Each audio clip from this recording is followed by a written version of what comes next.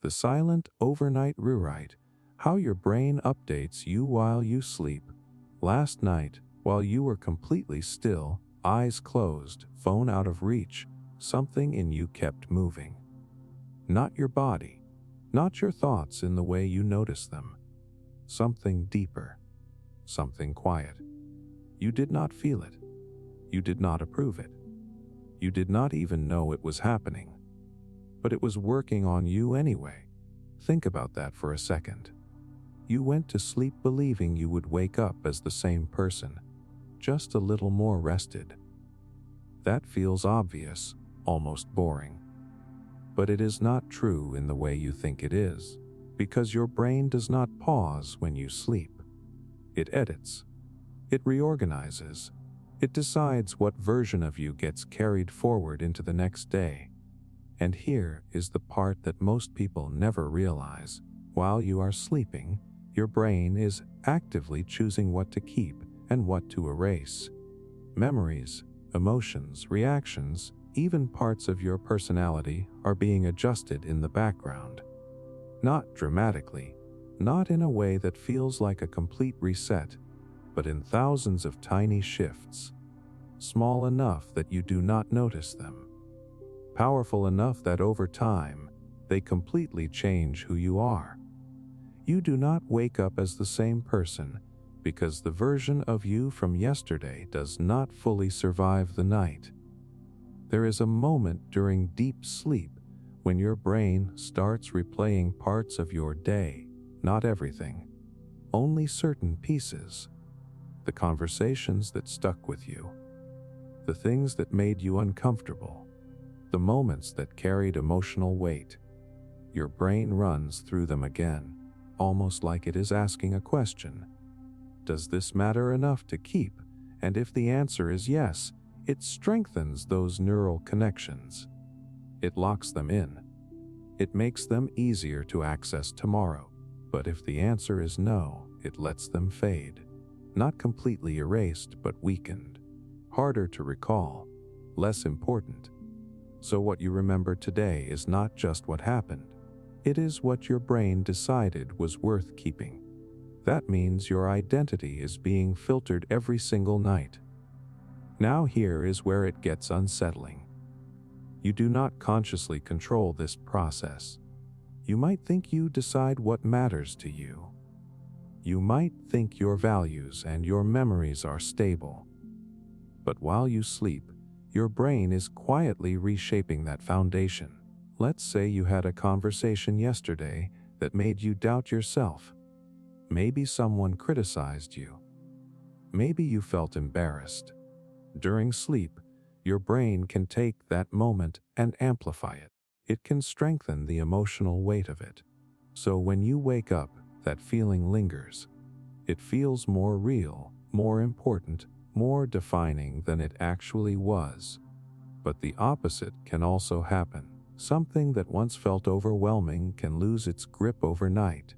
You wake up and suddenly, it does not hit the same. You are not as reactive, not as attached.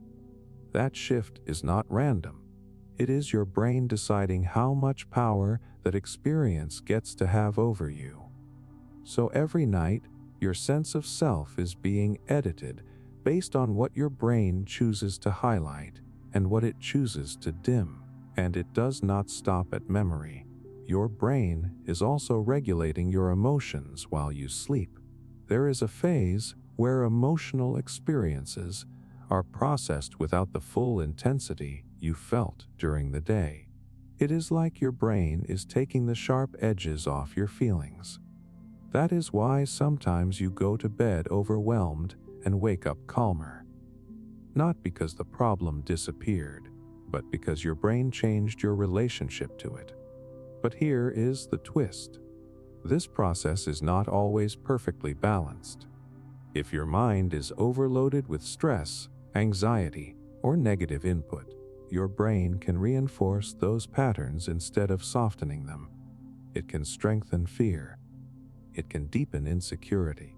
So the version of you that wakes up is shaped by what your brain was exposed to before you went to sleep. That means your late night thoughts matter more than you think.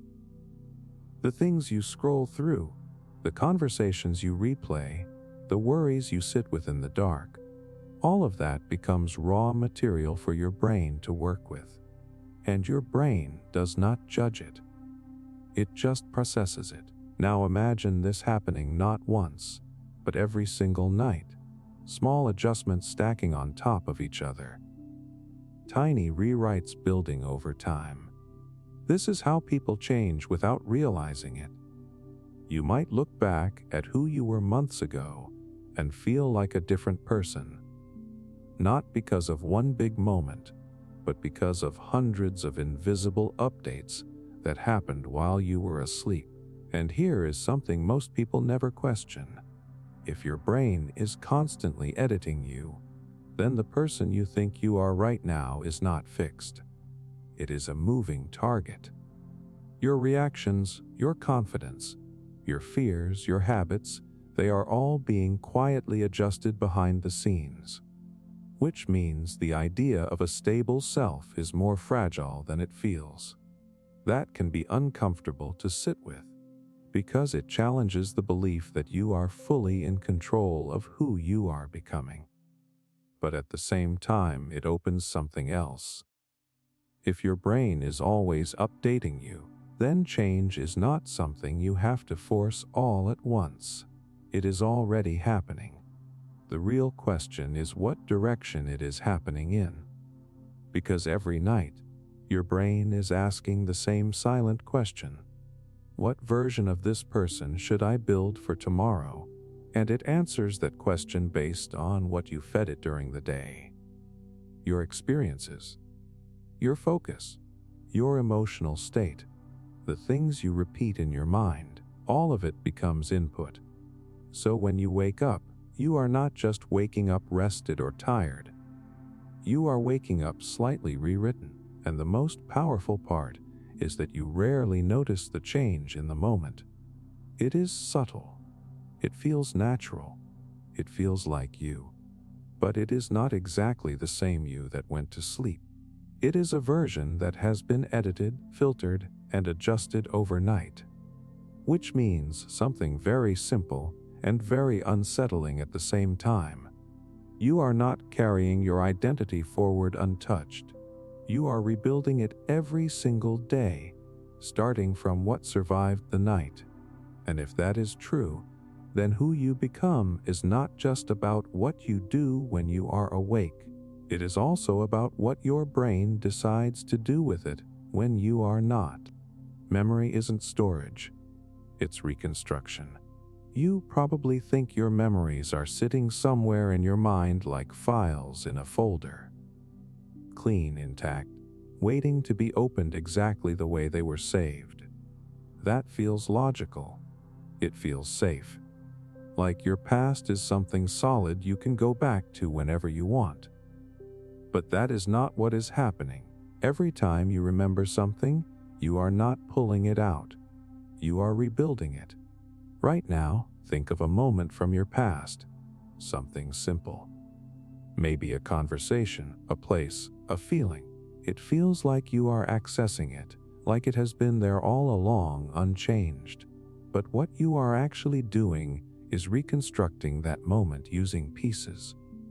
Bits of sensory detail, fragments of emotion, general knowledge, and your current state of mind. Your brain is stitching it together in real time, which means the memory you experience right now is not the original. It is the latest version. That alone is strange enough, but it goes deeper than that. Because every time you rebuild a memory, you have a chance to change it. Not on purpose, not in a way you notice, but subtly, quietly, automatically. There is a process in your brain where recalling a memory makes it unstable for a short period of time.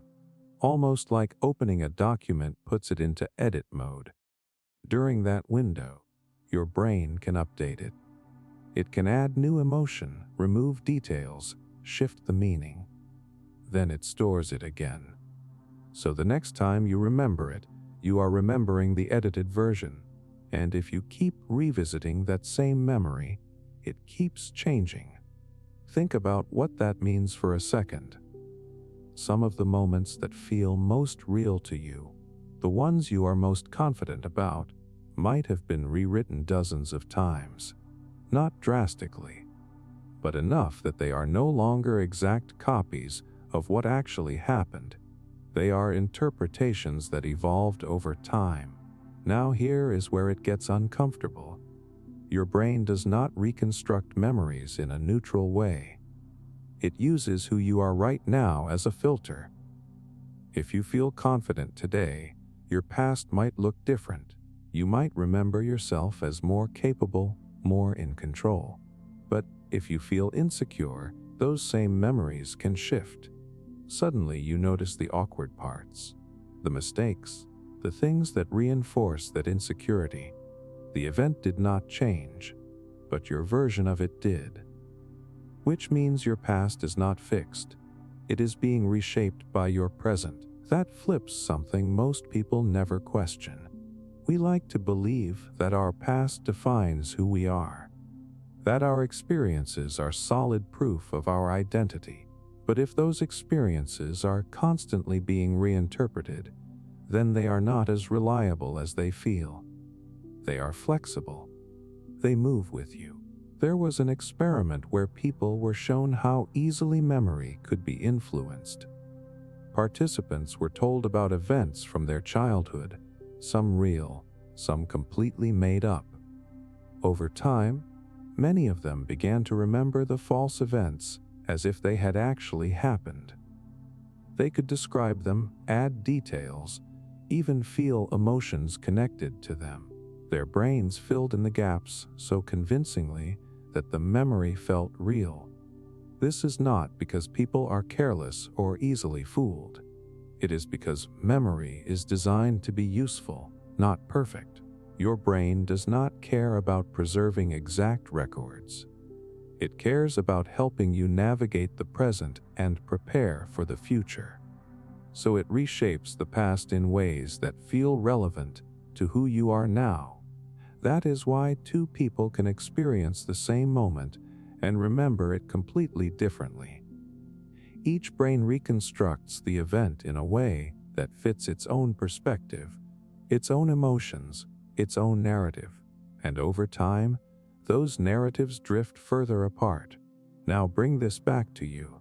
If your memories are constantly being rewritten, then the story you tell yourself about who you are is also changing. The meaning you assign to your experiences is not permanent. It evolves. A failure from years ago can become proof that you are not good enough, or it can become evidence that you learned something important. The event stays the same, but the interpretation shifts. And that shift changes how you see yourself. Here is the part that most people miss. This is not just something that happens passively. It is something that can compound. If you repeatedly recall a memory in a certain way, you strengthen that version of it. You make it easier for your brain to reconstruct it the same way next time. Over time, that version becomes dominant. So if you keep revisiting moments through a negative lens, they become more negative. If you revisit them with understanding or distance, they can soften. You are not just remembering your past, you are training it. And your brain listens to that training. There is something almost unsettling about realizing this. It means that the confidence you have in your own memories is not as solid as it feels. It means that parts of your identity are built on something that shifts every time you look at it. But there is also something powerful in it. Because if memory is reconstruction, then it is not locked. It is not frozen in one form. It is responsive. You are not stuck with a single version of your past. That does not mean you can invent whatever you want or erase reality. But it does mean the meaning of your experiences is not fixed. The emotional weight they carry can change. The way they shape you can evolve. And this is happening whether you are aware of it or not. Every time you replay a moment in your mind, you are not just observing it. You are participating in its transformation. You are influencing what it becomes the next time you think about it. So the question is not whether your memories change. They already do. The real question is how they are changing. Because if your brain is constantly reconstructing your past, then the person you believe you have been is not a perfect record. It is a living narrative, one that shifts with your thoughts, your emotions, your focus, and that narrative feeds directly into who you believe you are right now, which means something subtle but profound. You are not just shaped by your past. You are reshaping it piece by piece, every time you remember. And if your past is being rebuilt in the present, then who you are is not just a result of what happened to you. It is also a result of how your mind keeps choosing to rebuild it. The chemistry shift. How nighttime neurochemistry alters identity. At some point in the night, long after you stop thinking about who you are, your brain starts changing the chemistry that makes you feel like yourself. Not in a dramatic, cinematic way. No sudden transformation you can point to.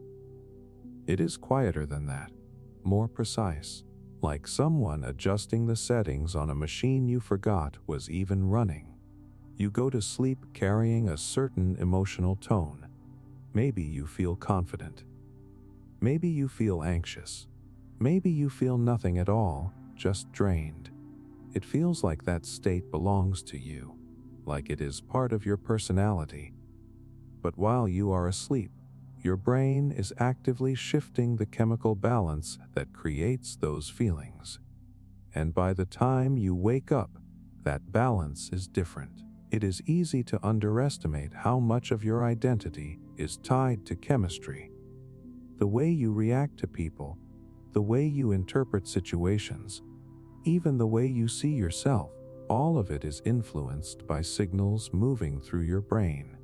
Tiny molecules released and absorbed in patterns that shape your mood, your focus, your sense of control.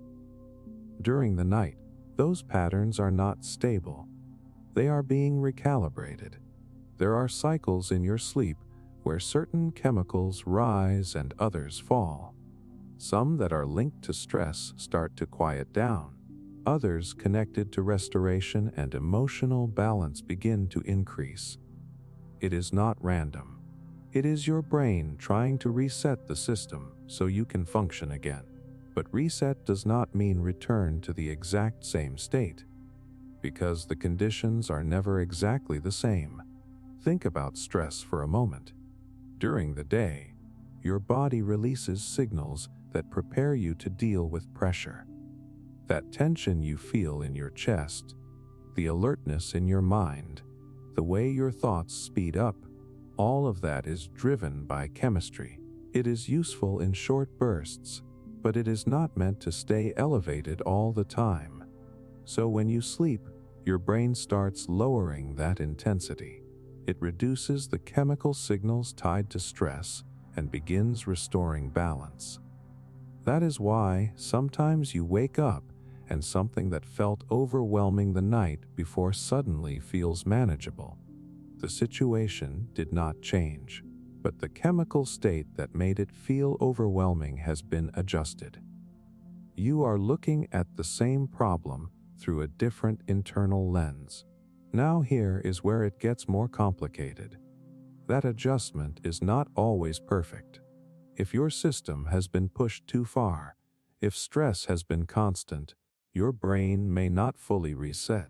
Some of those signals can stay elevated, which means you wake up still carrying that tension. And over time, that becomes your baseline. So your sense of who you are starts to shift. You might describe yourself as someone who is always anxious, always on edge, always overthinking. But what you are actually experiencing is a pattern of chemistry that has not been fully recalibrated. It feels like identity, but it is partly chemistry that keeps repeating. Now consider the opposite. There are nights where your brain successfully rebalances those signals. You wake up lighter, clearer, more stable, and in that state, you respond differently to the world. You are more patient, more open, more confident. Same life, different chemistry, different version of you. This is not just about stress. There are other chemical systems involved in motivation, reward, and connection. During sleep, your brain adjusts how sensitive you are to these signals. There is a system that influences how motivated you feel to take action. When it is balanced, effort feels meaningful. You can focus. You can move forward. But when it is off, everything feels harder. Even simple tasks feel heavy. That shift can happen overnight. You might go to sleep feeling stuck, unmotivated, unsure. Then you wake up with a small sense of drive. Not huge, not overwhelming, but enough to start. That change is not random. It is your brain adjusting the signals that influence motivation. And the same goes for how you experience connection. There are chemical processes tied to trust, bonding, and emotional closeness. While you sleep, your brain processes social experiences and adjusts how strongly you feel those connections. That is why sometimes a conflict feels intense at night, but softer in the morning. Your brain has recalibrated the emotional weight of that interaction. But again, it can go both ways. If certain patterns are reinforced, your brain can increase sensitivity to threat or rejection. So small things start to feel bigger than they are. And slowly, that becomes part of how you see yourself in relation to others. Here is the part that most people never connect. These chemical shifts do not just influence how you feel in the moment. They influence how you interpret your thoughts. A thought on its own is just information, but the emotional tone attached to it determines how real it feels. If your chemistry is leaning towards stress or negativity, your thoughts will feel heavier, more convincing. If your chemistry is balanced, the same thoughts can feel lighter, less defining. So when you wake up, you are not just waking up with a different mood. You are waking up with a different filter for your own mind. And that filter shapes your identity in ways you do not notice. Because you assume your thoughts reflect who you are. But in reality, they are partly shaped by the chemical environment they are moving through. Now imagine this happening night after night, small chemical adjustments stacking over time. Slight shifts in stress, motivation, emotional balance, and perception. At first, it feels like normal variation. Some good days, some bad days. But over time, patterns form. And those patterns start to define how you describe yourself. You start saying things like, "This is just how I am. I am the kind of person who worries. I am the kind of person who lacks discipline. I am the kind of person who struggles with confidence." But those statements are built on repeated chemical states that your brain has been cycling through and reinforcing. It feels permanent. But it is not fixed. Because every night, the system is still adjusting. Your brain is still trying to regulate, to balance, to recalibrate. Even if it does not always succeed perfectly, the process is still happening, which means the version of you that wakes up tomorrow is not locked in. It is influenced by how those chemical systems shift again. And here is the subtle part. You do not experience these changes as chemistry. You experience them as yourself. You feel more or less like you, more or less capable, more or less in control. But underneath that feeling, there is a biological process quietly shaping the experience. So when you say, "I feel like a different person today," you are not imagining it. Something actually changed. Not your core in some dramatic sense, not your entire identity all at once, but the chemical foundation that supports your thoughts, your emotions, your reactions. That foundation moved. And when the foundation moves, everything built on top of it shifts with it. Which means who you are is not just a fixed identity carried from one day to the next. It is something that gets chemically adjusted, recalibrated, and subtly rewritten while you are not even aware of it. Every single night. Dreams as emotional reprocessing engines. There is a moment in the night where your mind stops following the rules it uses during the day. Logic loosens. Time bends. Faces blur into other faces. Places exist that you have never seen but somehow recognize. And in that strange, almost unreal space, something very real is happening. You are not just dreaming. You are processing. It does not feel like work. It feels random, sometimes confusing, sometimes intense, sometimes meaningless. But your brain is not wasting energy creating these experiences for no reason. It is using dreams as a way to deal with emotions that did not fully settle while you were awake. Think about the last time something bothered you more than you expected. Maybe it was a small comment that stuck in your head. Maybe it was a situation that left you feeling off, even if you could not explain why. During the day, your mind tries to handle it quickly. You move on, distract yourself, push it aside. But the emotional residue stays. And when you fall asleep, your brain picks it back up. In a certain stage of sleep, your mind becomes highly active in areas connected to emotion, while the parts responsible for strict logic and control become quieter. That imbalance creates the perfect environment for your brain to explore feelings without the usual constraints. It can connect things that would not normally connect. It can replay situations in symbolic ways. It can exaggerate, distort, and reshape experiences. This is why dreams rarely look like real life. They are not meant to copy reality. They are meant to process it. And here is where it gets interesting. When your brain replays emotional experiences in dreams, it does something very specific. It separates the feeling from the immediate stress response that came with it during the day. Imagine you had a stressful interaction. Your heart rate increased, your body tensed, your thoughts sped up. That full reaction is intense. But during dreaming, your brain can revisit the emotional core of that experience without triggering the same level of physical stress. It is like revisiting the memory in a safer environment.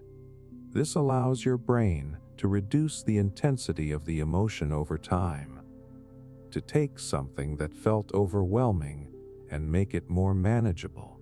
That is why sometimes you wake up after a vivid dream and feel different about something, even if you cannot fully explain why. The edge is softer. The reaction is less sharp. Something has been processed, but it does not always feel that way. Sometimes dreams are uncomfortable. Sometimes they bring up things you would rather avoid. Old memories, fears, situations that make no sense but still feel heavy. That discomfort is not random either. Your brain tends to prioritize unresolved emotional material. The things you did not fully deal with, the feelings you pushed aside, the conflicts that stayed open, those are the things more likely to show up in dreams. Because they still need processing. Now here is the part most people overlook. Dreams are not just replaying what happened.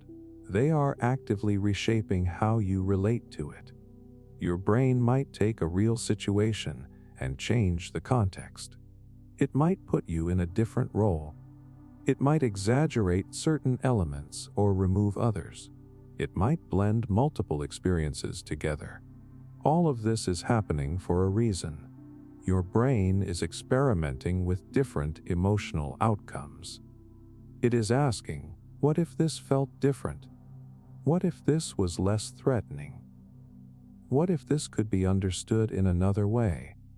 And through that process, it gradually adjusts the emotional weight of the experience. There have been observations where people who are deprived of this stage of sleep start to struggle more with emotional regulation. They become more reactive, more sensitive to stress, less able to process negative experiences, which suggests that dreaming is not just a side effect of sleep. It is part of how you stay emotionally balanced. Without it, things build up. Now think about what that means for your sense of self. If your brain is using dreams to process emotions every night, then your emotional landscape is not static. It is being updated, adjusted, rebalanced. The way you feel about your past, your relationships, your fears, your desires, all of it is being quietly worked on while you are not paying attention. So when you wake up, you are not just carrying yesterday forward unchanged. You are carrying a version of it that has been emotionally processed. Sometimes that means relief. Sometimes it means clarity. Sometimes it means a subtle shift you cannot quite name. But it is there. And here is something even more subtle. The way your brain processes emotions in dreams can influence how you respond to similar situations in the future.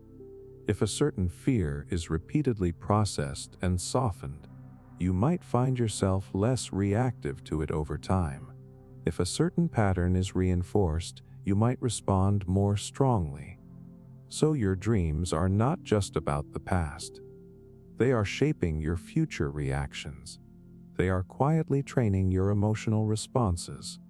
And because this happens below your conscious awareness, it feels like your reactions are just who you are, like they are fixed traits.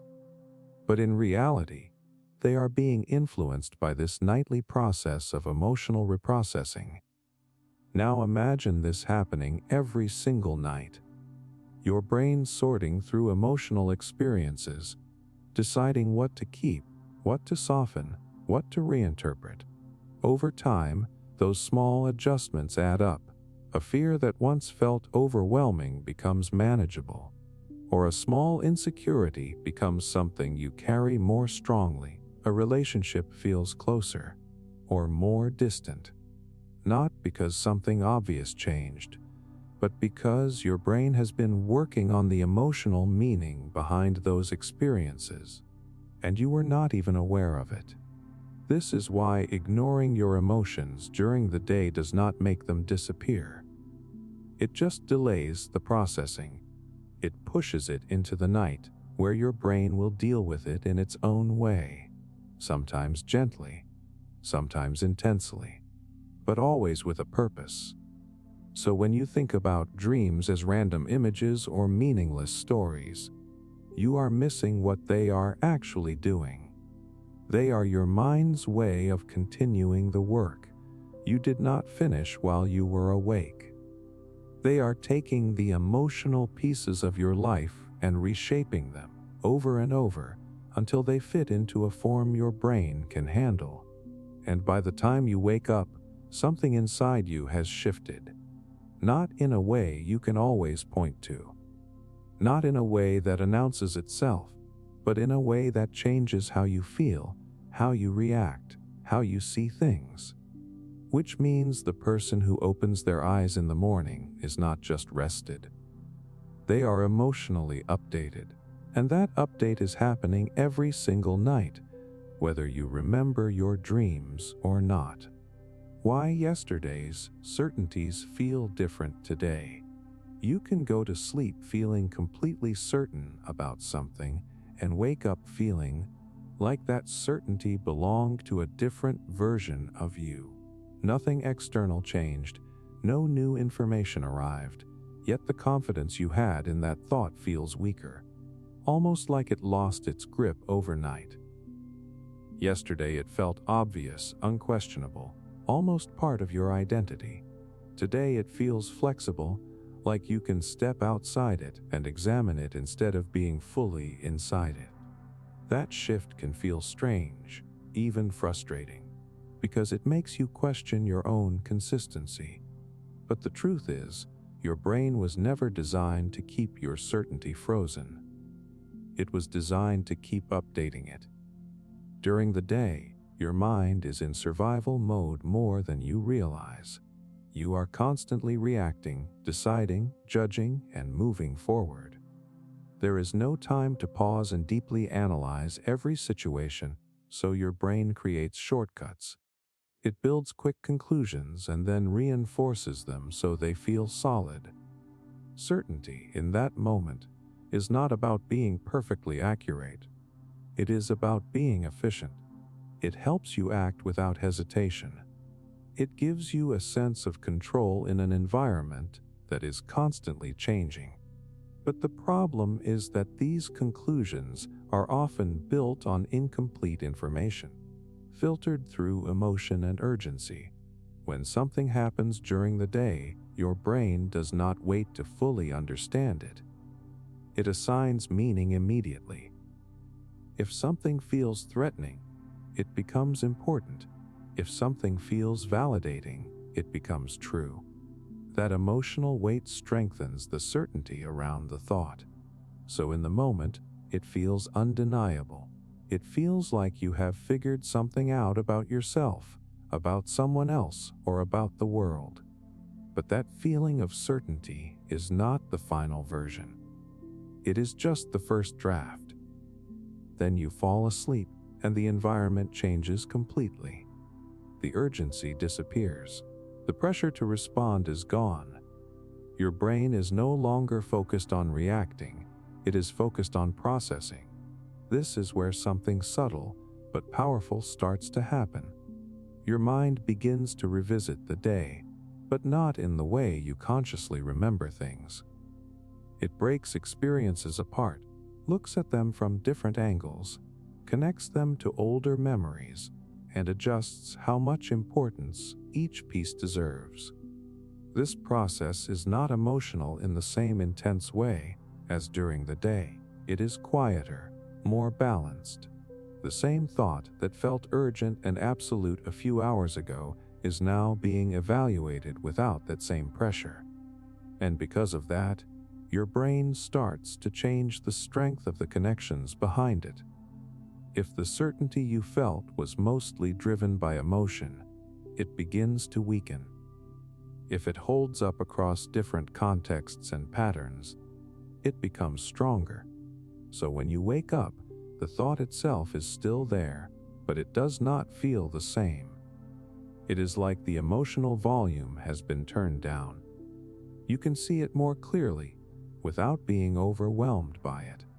And that clarity often feels like doubt, even though it is actually refinement. This is why something that felt overwhelming at night can feel manageable in the morning. The situation did not change, but your relationship to it did. The emotional intensity that made it feel urgent has been softened, and once that intensity drops, your certainty shifts with it. What once felt like a definitive conclusion now feels like one possibility among others. The same process can work in the opposite direction. You can go to sleep unsure, stuck in overthinking, unable to decide what is right. Your thoughts feel scattered, and nothing feels solid. Then you wake up and something clicks. A direction feels clear. A decision feels obvious. That is your brain doing the same work. But instead of weakening a belief, it is strengthening one. It has filtered out the noise and reinforced the connections that make the most sense. What is important to understand is that nothing external changed in either case. The shift happened entirely within you. Your brain adjusted how much weight it gives to different pieces of information, and that changed how certain you feel. Certainty is not just about facts. It is about how your brain organizes and prioritizes those facts in a given moment. There is another layer to this that most people overlook. Emotional intensity plays a huge role in creating certainty. When you feel something strongly, your brain treats it as more important and more real. That is why decisions made in moments of anger, fear, or excitement can feel so absolute. The emotion amplifies the thought, making it feel like truth instead of interpretation. Sleep reduces that amplification. It does not erase the emotion completely, but it lowers it enough for your brain to reassess the situation. And once that emotional charge is reduced, the thought loses some of its grip. It becomes something you can question instead of something you automatically believe. This is especially clear in situations involving other people. Think about an argument. In the moment, your perspective feels completely justified. You can clearly see why you are right, and the other person seems wrong or unreasonable. That certainty feels solid because it is supported by strong emotion. But after you sleep, something changes. You might still believe your point, but you are more open to seeing the other side.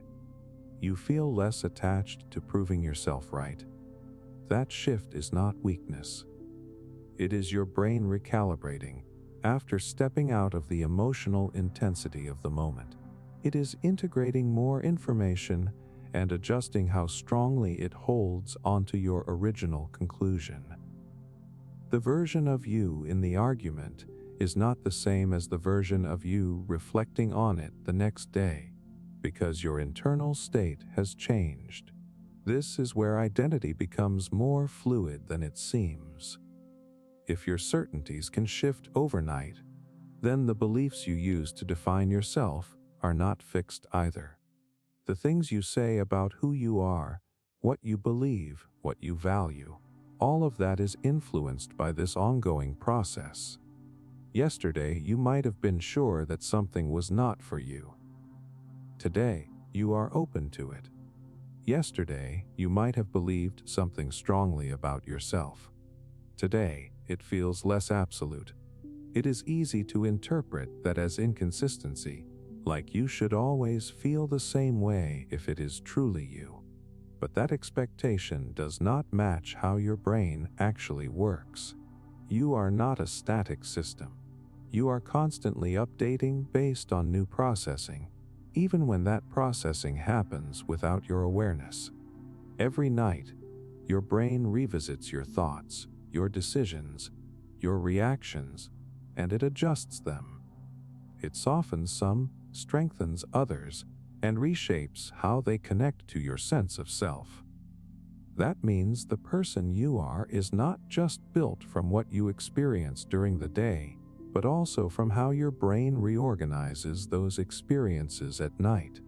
So when yesterday's certainties feel different today, it is not a flaw. It is not a sign that you are unreliable or confused. It is evidence that your mind is still working, still refining, still trying to create a more accurate understanding of your world. Certainty feels good because it gives you stability, but it is not always a sign of truth. Sometimes it is just a sign of emotional intensity, and doubt, which feels uncomfortable, is not always a weakness. Sometimes it is what remains after your brain has removed the excess emotion and left you with something more balanced.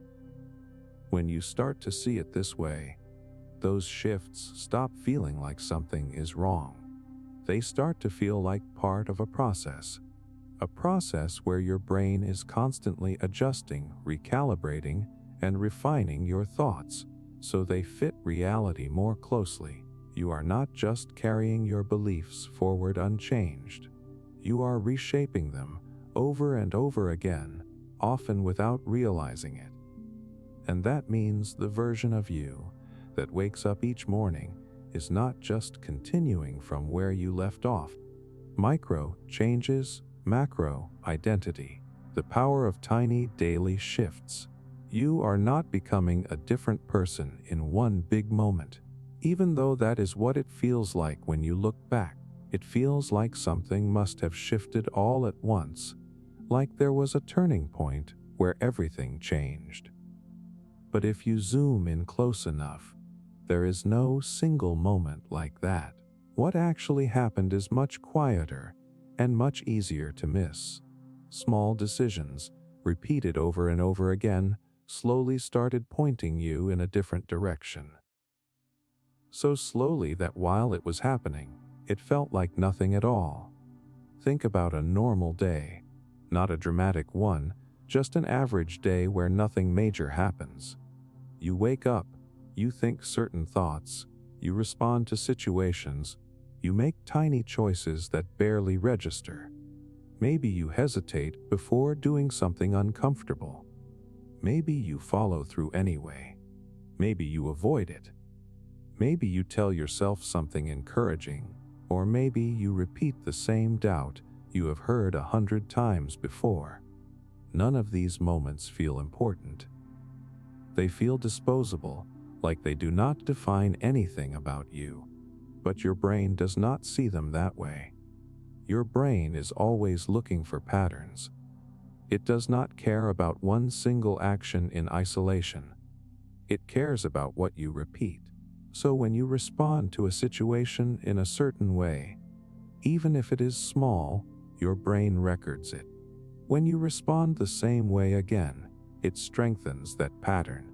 It makes it easier to access next time, and after enough repetition, that response stops feeling like a choice.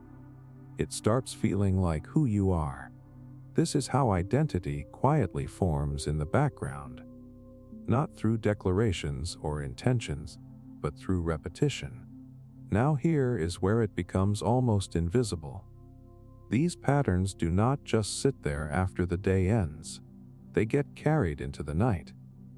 While you sleep, your brain reviews what happened, and it reinforces what was repeated. It strengthens certain neural pathways and weakens others. It decides what becomes easier tomorrow and what fades into the background. So those small actions you took during the day are not temporary. They are being built into your system. And because this process happens gradually, it feels natural. It feels like you are just being yourself. But that version of yourself is being shaped, piece by piece, by what you consistently do. This is why people often feel stuck in patterns they do not consciously choose. It is not because they made one big decision to be that way. It is because they repeated certain responses enough times for their brain to treat them as default. Avoidance becomes natural. Overthinking becomes automatic. Doubt becomes familiar.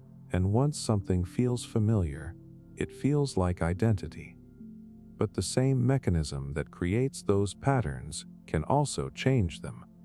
If you begin to act differently in small ways, even when it feels unnatural, your brain notices that too. At first, it does not feel like much. It feels forced, like you are going against yourself. The old pattern is still stronger, still easier, but if you repeat the new behavior, even inconsistently at first, the pathway begins to build. And over time, it starts to compete with the old one. Eventually, it can replace it. This is why massive change feels so difficult. People try to flip everything at once. They try to become a completely different version of themselves overnight. But your brain resists that kind of shift. It is not designed to handle sudden, extreme changes in identity. It is designed to adapt gradually. What it responds to is consistency, not intensity. One big action might feel powerful, but it does not carry the same weight as small actions repeated again and again. Because your brain is not asking how big the change was. It is asking how often it happens. And frequency is what builds identity. There is something almost deceptive about this, because each individual moment feels too small to matter. Skipping something once does not feel like it defines you. Taking one small step forward does not feel like it transforms you. But your brain is not measuring individual moments. It is tracking patterns over time. And those patterns quietly become who you are. Think about something like confidence. It feels like a trait, something people either have or do not. But confidence is built from repeated evidence. Each time you act despite uncertainty, even in a small way, your brain updates its understanding of what you are capable of. At first, nothing feels different. You still feel unsure. You still hesitate. But the pattern is forming, and eventually, your baseline shifts. The same thing happens with fear. Avoiding something once does not define you, but repeated avoidance strengthens the connection between that situation and discomfort. Your brain learns that this is something to stay away from. And over time, that response becomes automatic. So what feels like personality is often just repetition that has been reinforced enough times to feel permanent.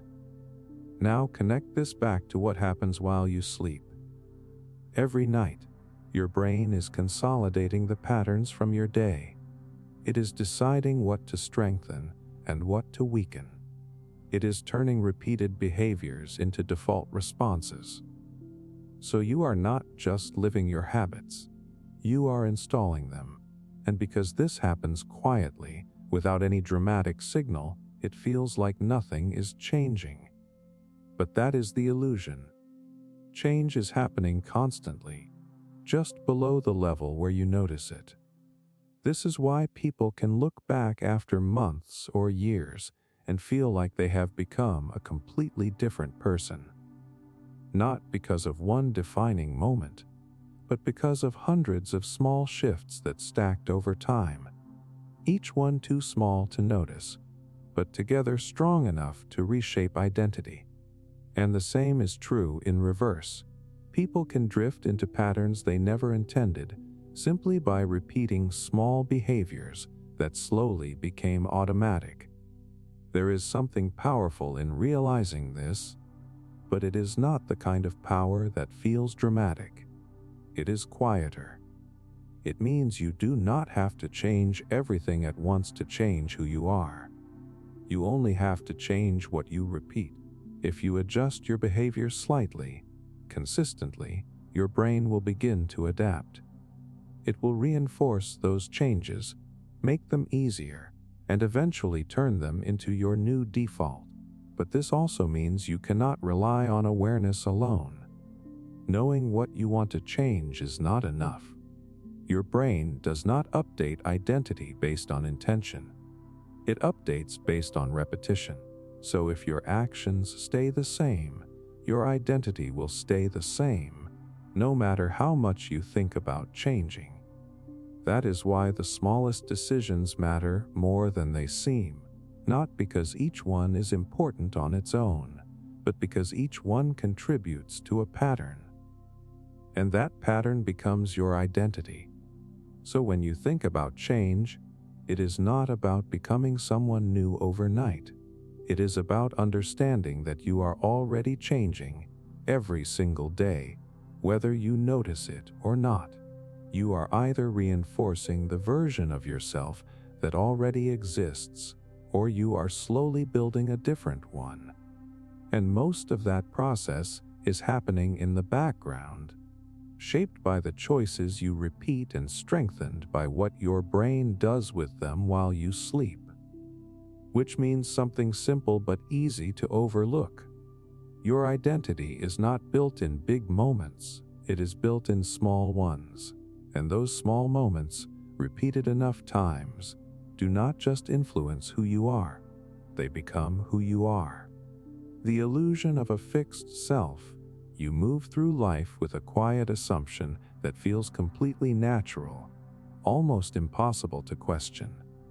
The idea that you are a stable person, the same you, from yesterday, last week, years ago. It feels solid, like there is a core version of you sitting underneath everything, something permanent that carries forward unchanged. But that feeling, as convincing as it is not actually proof of a fixed self. It is a construction, something your brain maintains so you can function without constantly questioning your own identity. What you experience as a stable self is really a continuous process.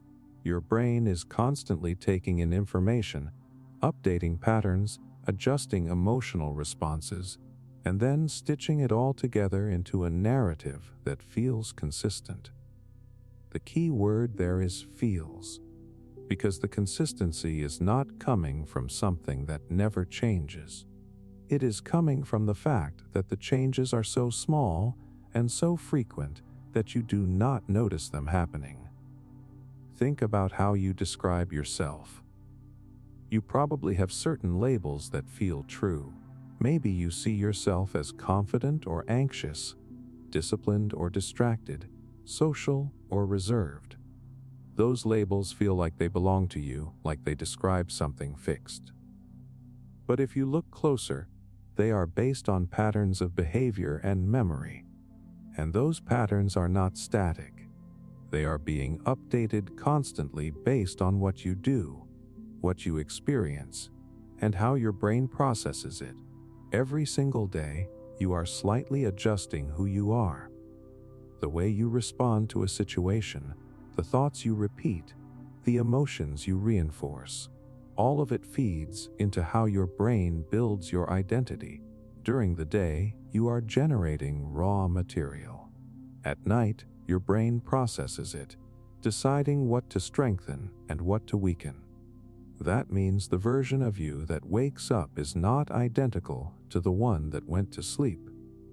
It is just similar enough that it feels the same.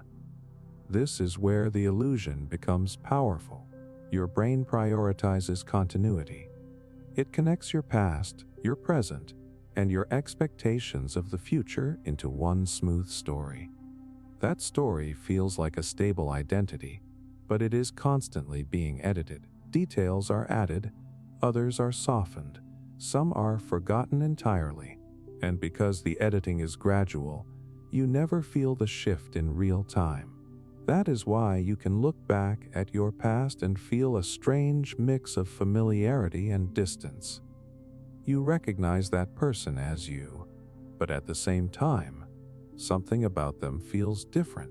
The way they thought, reacted, cared about certain things, it does not fully match who you are now. And yet, it still feels like a continuous line. That continuity is not proof of sameness.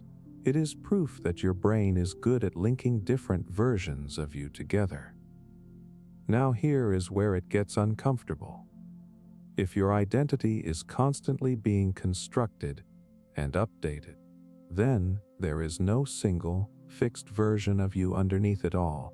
There is no permanent core that stays untouched while everything else changes. What you call yourself is the current output of an ongoing process, and that process is influenced by things you do not even notice. Your environment, the people around you, the content you consume, the thoughts you repeat, the emotional patterns you reinforce. All of it feeds into how your brain builds the next version of you.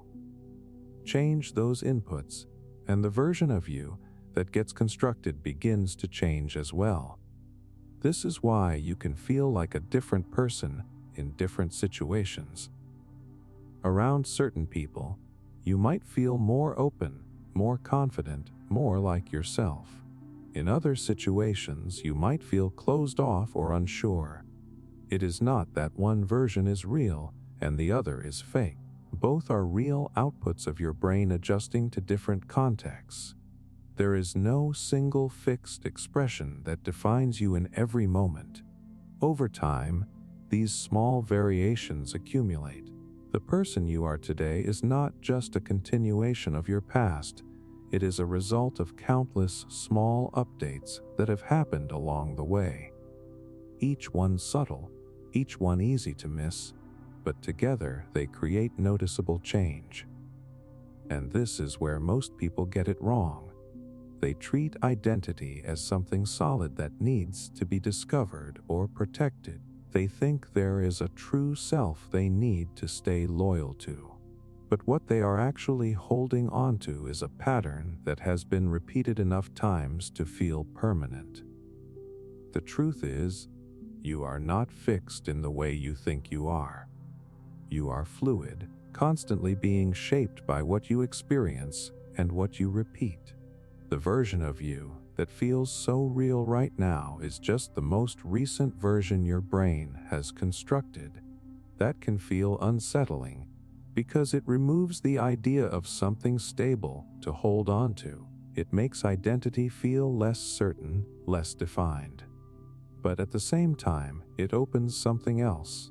If your self is not fixed, then it is not limited either. You are not locked into the patterns you have repeated so far.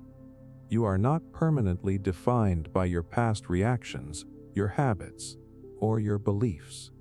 Those things feel like you because they have been reinforced, but they are not unchangeable. Every time you act differently, even in a small way, you introduce a new pattern. Every time your brain processes that pattern and reinforces it, it becomes a little more part of who you are. And over time, those small changes accumulate into something bigger. So the idea of a fixed self feels real, but it is built on something that is always moving. You are not a static identity being carried forward unchanged.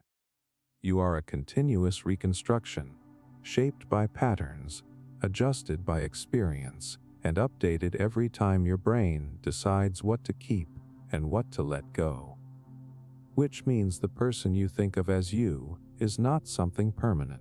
It is something that is being built moment by moment, whether you notice it or not. Synaptic pruning. What your brain deletes while you rest. You wake up thinking you kept everything from yesterday. Every thought, every moment, every version of yourself still intact somewhere inside your mind. It feels like nothing really gets lost, like your brain is just storing more and more as time passes. But that is not what is happening. While you sleep, your brain is not just saving information. It is actively deleting parts of it. Quietly, precisely, without asking you. It is deciding what no longer deserves space in the version of you that wakes up. This is not random loss. It is a process your brain depends on to function. Throughout the day, you are constantly taking in more than you realize. Every conversation, every detail, every small reaction creates connections between neurons. Your brain builds pathways rapidly, linking experiences, emotions, and thoughts. If all of those connections stayed equally strong, your mind would become overloaded. Everything would feel equally important. You would struggle to focus, to prioritize, to think clearly. So your brain does something that feels almost ruthless. It starts cutting back. While you sleep, especially during deeper stages, your brain reviews the connections that were formed during the day. It looks at what was used, what was repeated, what carried emotional weight, and what did not. Then it begins to weaken or remove the connections that do not meet that threshold. This process is known as synaptic pruning, but it is easier to understand it as your brain cleaning house. It is not just removing noise. It is shaping your identity. Because what gets pruned is not only random information. It can be patterns of thought, emotional responses, even tendencies that did not get reinforced enough. If a certain reaction or idea was not used repeatedly, your brain starts to treat it as unnecessary. It fades. It becomes harder to access. Eventually, it can feel like it was never really part of you. At the same time, the connections that were used more often become stronger. They survive the pruning process and get reinforced. That means your brain is not just deleting, it is also deciding what becomes more central to who you are. So every night, there is a quiet selection happening, not just of memories, but of patterns. Think about something simple, like a thought you had during the day. Maybe you questioned yourself in a moment, or maybe you challenged that doubt and acted anyway. Both possibilities existed in your mind, but which one gets repeated matters. If you reinforce the doubt, your brain strengthens that pathway. If you act despite it, your brain strengthens a different one. Then you sleep, and your brain reviews those patterns. It keeps the stronger one, weakens the weaker one, and adjusts your default for the next day. That means the version of you that wakes up is not carrying all possibilities equally. It is carrying a filtered version, shaped by what your brain decided to keep. Now here is where it becomes unsettling. You do not feel this deletion happening. You do not notice what is being removed. All you experience is the result. A slightly different set of tendencies, a slightly adjusted way of thinking, a slightly shifted sense of self. It feels natural. It feels like continuity. But underneath that feeling, something has been trimmed away. This is why certain habits become automatic over time. Not because you consciously chose them every time, but because the alternatives were gradually pruned. The more one pathway is reinforced, the more the others fade. Eventually, it does not feel like a choice anymore. It feels like this is just how I am. But that sense of permanence is misleading. It is the result of repeated pruning and reinforcement, not a fixed trait. The same thing applies to emotional responses. If you repeatedly react to situations in a certain way, your brain strengthens that response and weakens others. Over time, your range of reactions can narrow. You start responding in predictable ways, not because you cannot do anything else, but because other pathways have been reduced. So what you experience as personality is partly shaped by what your brain has removed. That is a strange idea to sit with, because we usually think of identity as something built by what we add, what we learn, what we experience. But it is just as much shaped by what is taken away. Every night, your brain is editing you by subtraction. Now consider what happens if certain patterns are not used at all. Skills you once had, ways of thinking you used to rely on, emotional responses that were once strong, they can fade if they are not reinforced. Not instantly, but gradually. The connections weaken until they are no longer easily accessible. It can feel like you lost something, but from your brain's perspective, it is just making space. Because your brain is always optimizing. It is trying to make your thinking more efficient, your reactions faster, your identity more streamlined. It removes what seems unnecessary so that what remains can function more smoothly. But efficiency comes with a cost. When certain pathways are pruned too much, you can become stuck in narrower patterns. You might feel like you always react the same way, always think the same thoughts, always fall into the same habits. It feels like a fixed identity, but it is actually the result of repeated reinforcement combined with repeated removal of alternatives. And this is where awareness becomes important. Not as a one-time realization, but as a way of noticing what you are repeating. Because what you repeat is what survives. If you want a different pattern to exist in your mind, it has to be used. It has to be repeated enough that your brain marks it as important. Otherwise, it will be treated as noise and eventually pruned away. This means change is not just about adding something new. It is about protecting it long enough for it to survive the pruning process. You might try a new way of thinking or acting once, and it feels unnatural. That is because the pathway is weak. If you do not repeat it, your brain will remove it. It will not become part of your identity. But if you repeat it consistently, even when it feels uncomfortable, it starts to strengthen. And once it is strong enough, it becomes one of the patterns your brain chooses to keep. Over time, that pattern can replace an older one. So the process that seems like loss is actually what allows change to happen. Without pruning, your brain would not be able to adapt. It would hold on to everything equally, and nothing would stand out. Instead, it constantly refines you. It keeps what is used, removes what is not, and shapes your identity based on that balance. And all of this is happening while you sleep, outside of your awareness, without any clear signal that it is taking place. Which means the person you wake up as is not just the result of what you experienced. It is the result of what your brain decided to keep and what it quietly let go of every single night. How sleep reshapes your fears and desires. You go to bed thinking your fears and desires belong to you in a fixed way, like they are permanent parts of your personality. You might believe you are just someone who worries a lot, or someone who lacks motivation, or someone who wants certain things and not others. It feels stable, like those tendencies are built into you. But while you are asleep, your brain is actively adjusting the intensity of those fears and desires, reshaping how strongly you feel them and how much they influence your behavior.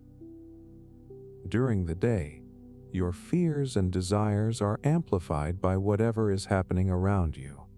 If something stressful happens, your fear response becomes stronger. If something rewarding or exciting appears, your sense of desire increases. In those moments, it feels like that is your true state. But those reactions are heavily influenced by immediate context and emotional intensity. They are not fixed. They are temporary spikes that feel permanent because you are inside them. When you fall asleep, your brain begins to process those emotional signals differently. It revisits experiences connected to fear and desire, but without the same level of urgency or external pressure. The emotional charge is reduced just enough for your brain to reorganize how those feelings are stored. It is not removing them, but it is adjusting their weight. This is why something that felt threatening at night can feel less intense in the morning. The fear is still there, but it does not carry the same force. Your brain has reduced the emotional amplification that made it feel overwhelming. You are now able to look at the same situation with a bit more distance. It feels like you have changed your mind, but what really changed is the intensity of the feeling attached to it. The same thing happens with desire. You might go to sleep wanting something strongly, convinced it is important, only to wake up and feel less attached to it. The urgency fades. It no longer feels like something you need immediately. That shift is not random. Your brain has recalibrated how rewarding or important that desire feels. But this process is not always about reducing intensity. Sometimes your brain strengthens certain fears or desires instead of softening them. If a fear is repeatedly reinforced during the day, your brain may increase its sensitivity to it. Small triggers can start to feel bigger. You wake up already carrying that heightened response. It feels like your fear is just part of who you are, but it is actually a pattern your brain has been reinforcing. Desires can work the same way. If something is repeatedly associated with reward or relief, your brain strengthens that connection. The desire becomes more automatic, more compelling. Over time, it can start to feel like a fixed preference or need, even though it was built through repetition. This is where the quiet power of sleep becomes clear. Every night, your brain is deciding how strongly certain fears and desires should influence you. It is not making conscious decisions, but it is adjusting the underlying systems that shape your reactions. It is fine-tuning your emotional responses based on what has been repeated and what has been processed. Because of this, the version of you that wakes up is not carrying your fears and desires exactly as they were. They have been slightly modified.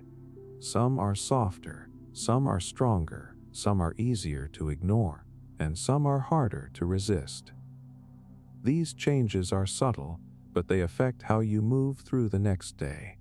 This is why your relationship with fear can change over time without a single defining moment.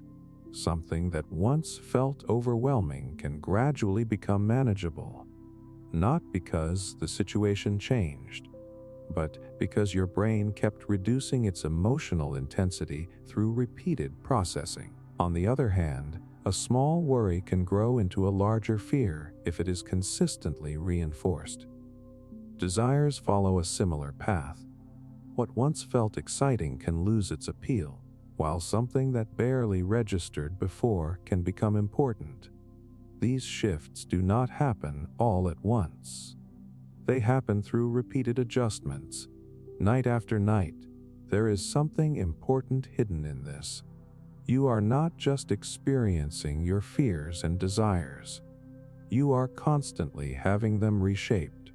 They are not fixed traits that define you permanently. They are dynamic responses that your brain is updating based on patterns.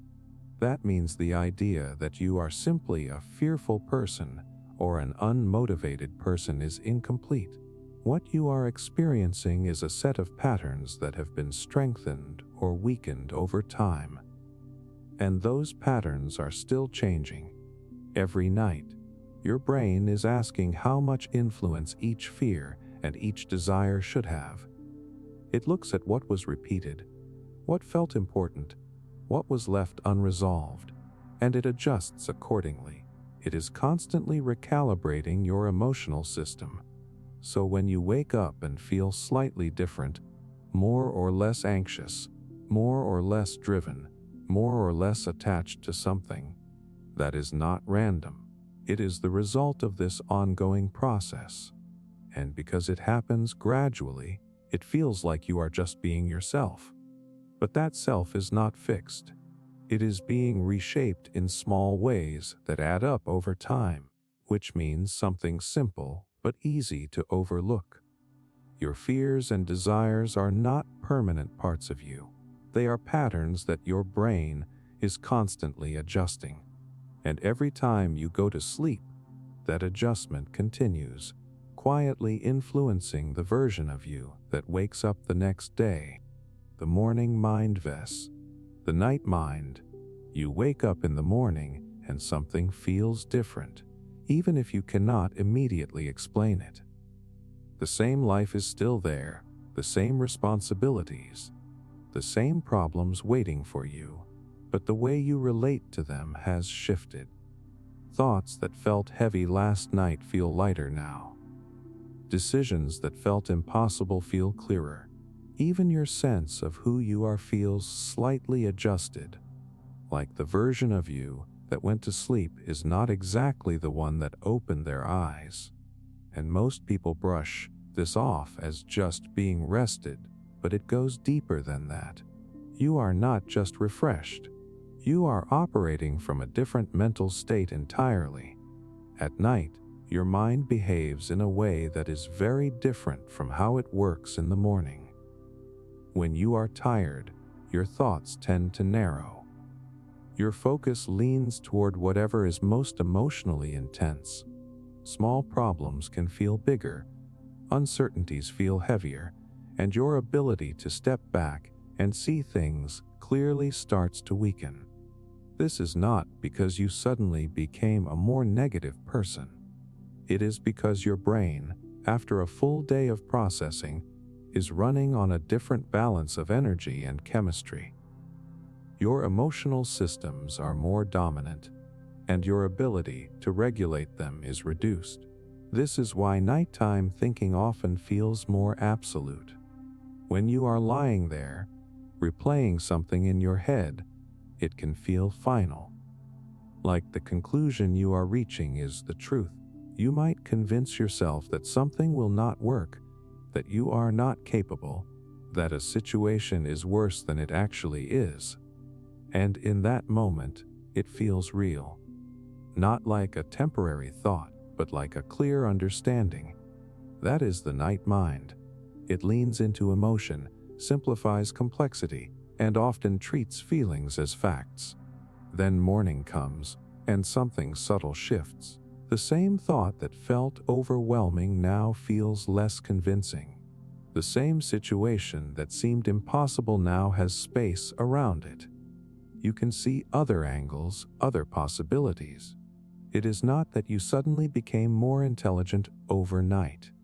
It is that your brain has recalibrated. The systems responsible for focus, regulation, and perspective are more active again.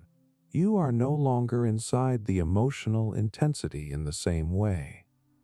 The difference between the morning mind and the night mind is not just about energy levels. It is about how your brain organizes information. At night, your brain is more likely to prioritize emotional signals. It amplifies what feels urgent, even if that urgency is not entirely accurate. In the morning, your brain integrates those signals more evenly. It balances emotion with reasoning, allowing you to see things with more clarity. This is why decisions made late at night can feel different when you revisit them in the morning. What felt like a solid conclusion might now feel rushed or incomplete, and what felt uncertain might now feel obvious. The shift is not random. It is the result of your brain moving from one mode of processing to another. There is also something else happening while you sleep that most people never consider. Your brain is not just resting. It is actively reorganizing the information from your day. It is strengthening certain connections and weakening others. It is adjusting the emotional weight of your experiences. So the version of you that wakes up is not carrying the exact same internal landscape. It has been slightly rearranged. That means the morning mind is not just a rested version of the night mind. It is an updated version. Think about how often you have worried about something at night, only to feel differently about it the next day. In the moment, that worry feels justified. It feels like you are seeing something clearly. But in the morning, you can recognize that it was amplified. That does not mean the concern was completely false, but it means it was not balanced. This is where people often misunderstand themselves. They assume that the thoughts they have at their most intense moments are the most honest. But intensity does not equal accuracy. The night mind is more intense, but it is also more limited. It sees through a narrower lens, shaped by fatigue and emotional weight. The morning mind, on the other hand, has more range. It can hold multiple perspectives at once. It can question its own assumptions. It can step back instead of getting pulled in. That does not mean it is always right, but it is more balanced. Now here is where it becomes important for identity. If your thinking changes so noticeably between night and morning, then the version of you that feels most real is not fixed. It depends on the state your brain is in. At night, you might feel like a completely different person than you do in the morning. More doubtful, more certain in negative ways, more emotionally reactive. In the morning, you might feel more capable, more open, more stable. Both of those versions feel like you, but they are not identical. This shows something that most people never fully accept. Your sense of self is not a single, stable thing. It is influenced by your mental state, your energy, your chemistry, and how your brain is processing information in that moment. The night mind and the morning mind are two different configurations of the same system. And because they feel so different, they can lead you to completely different conclusions about your life, your abilities, and your future. That is why something as simple as timing can change your decisions. A choice that feels impossible at night might feel manageable in the morning. A belief that feels true at night might feel exaggerated after sleep. If you are not aware of this shift, you can end up trusting the version of your thoughts that is least balanced. This is also why people often regret decisions made in emotionally intense states, not because they are incapable of making good decisions, but because they made them from a version of their mind that was not fully calibrated. Understanding this does not mean you should ignore your nighttime thoughts completely. They still reflect something real. They point to concerns, fears, and desires that matter. But they are often amplified, shaped by a state that is more reactive than reflective. The morning mind does something different. It takes those same thoughts and places them in a broader context. It allows you to see what is actually important and what was temporarily exaggerated. Over time, this difference between night and morning can shape how you see yourself. If you consistently trust your nighttime thoughts, you might start to believe you are more limited, more uncertain, more overwhelmed than you actually are. If you learn to recognize the shift and give your morning mind space to reassess, you begin to see a more balanced version of yourself. This is not about choosing one version as the real one. It is about understanding that both are part of the same system, operating under different conditions. And here is the part that most people never think about. This shift happens every single day. Every night, your brain moves into a state where thoughts become more emotionally charged and less regulated. Every morning, it recalibrates, restoring balance and perspective. So your identity is being experienced through different lenses over and over again. The person you think you are at midnight is not exactly the same as the person you are at 8 in the morning. The core may feel continuous, but the interpretation changes, which means something simple but powerful. You cannot fully understand yourself from a single moment or a single state of mind, because who you are depends partly on when you are asking the question. The night mind will give you one answer. The morning mind will give you another. And somewhere between those two versions, your real perspective begins to take shape, which means the next time something feels absolute in the quiet of the night, it might not be the final version of that thought. It might just be the version shaped by a mind that has not yet had the chance to reset, reorganize, and see things with clarity. And when morning comes, that clarity is not just rest. It is a different way of being you. Emotional residue. What carries over and what doesn't? You do not carry your entire emotional world from one day into the next.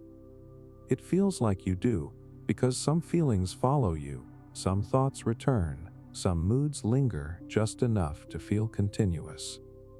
But what actually happens is more selective. When you go to sleep, you are not just resting.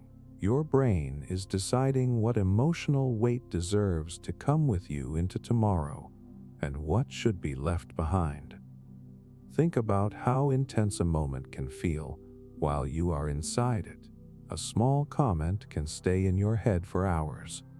A mistake can feel bigger than it actually is. A moment of stress can stretch out and color everything around it. In that state, it feels like this feeling is going to stay, like it means something permanent. But then you wake up, and sometimes it is gone, or at least softer, like it lost its edge. You can still remember what happened, but the emotional charge is not the same. That shift is not random. It is the result of your brain processing emotional residue during sleep. Throughout the day, you collect emotional reactions without fully resolving them. You move from one thing to the next, rarely stopping long enough to completely process what you felt. So those reactions do not disappear.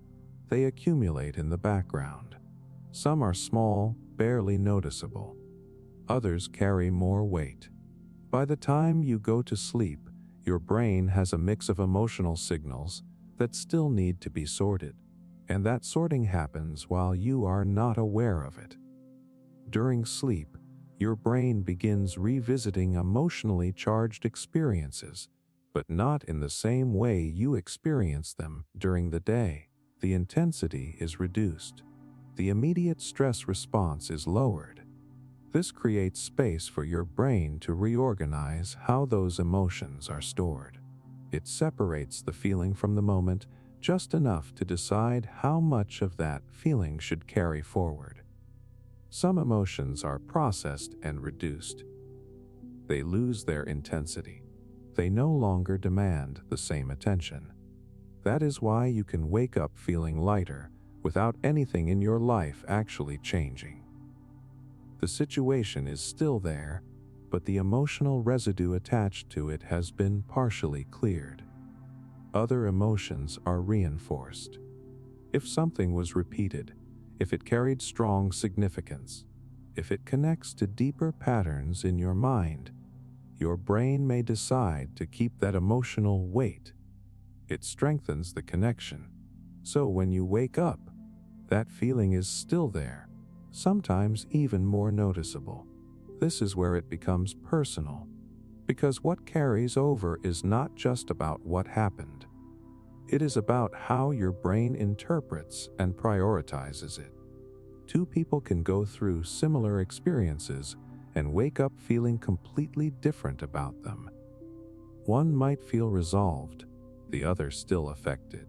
That difference comes from how their brains processed the emotional residue overnight. Now here is the part that most people never think about. You do not experience the removal of emotional residue. You only experience what remains. So when something fades, it feels natural, like it just stopped mattering. When something stays, it feels important, like it defines how you feel. But both outcomes are the result of the same process. Your brain is constantly editing your emotional landscape. This is why your mood can shift without a clear reason. You wake up and feel slightly different, more or less anxious, more or less motivated, more or less connected to something that mattered yesterday. It feels like a random fluctuation, but it is actually the result of your brain deciding what emotional signals to keep active. Over time, this creates patterns.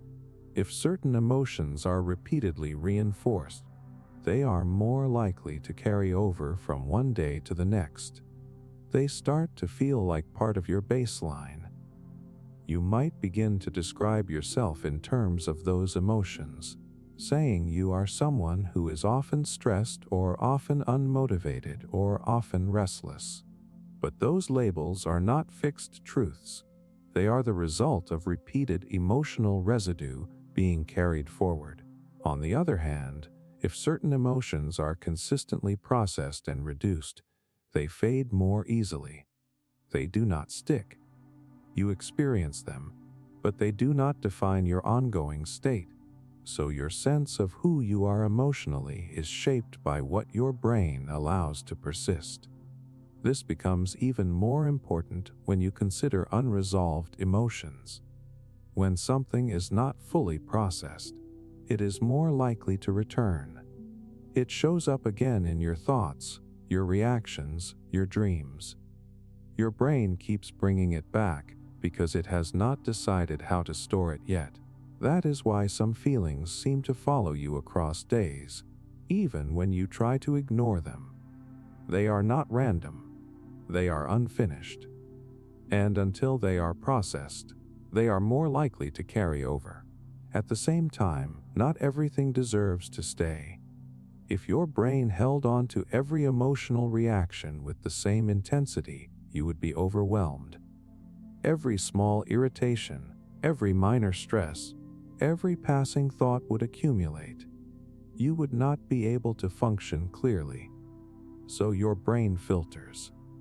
It removes some emotional weight so you can start the next day with enough clarity to function. It reduces what is unnecessary so that what remains can stand out. But that filtering is not perfect.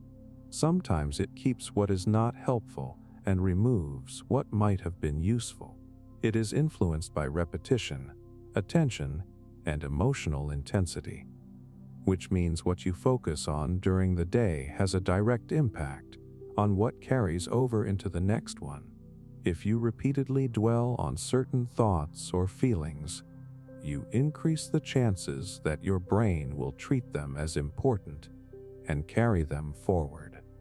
If you allow something to pass without reinforcing it, it is more likely to fade. This does not mean you can control everything you feel, but it does mean you are influencing the process more than you realize. Because your brain is always watching what you repeat, and what you repeat is what it is more likely to keep. Over time, this creates the emotional version of your identity. Not something fixed, but something shaped by patterns of what gets carried over and what does not. You are not just experiencing emotions in isolation. You are building a system where certain feelings persist and others disappear. And that system becomes how you experience yourself. So, when you wake up and feel like a slightly different version of yourself, that is not just mood. It is the result of emotional residue being filtered, reduced, or reinforced.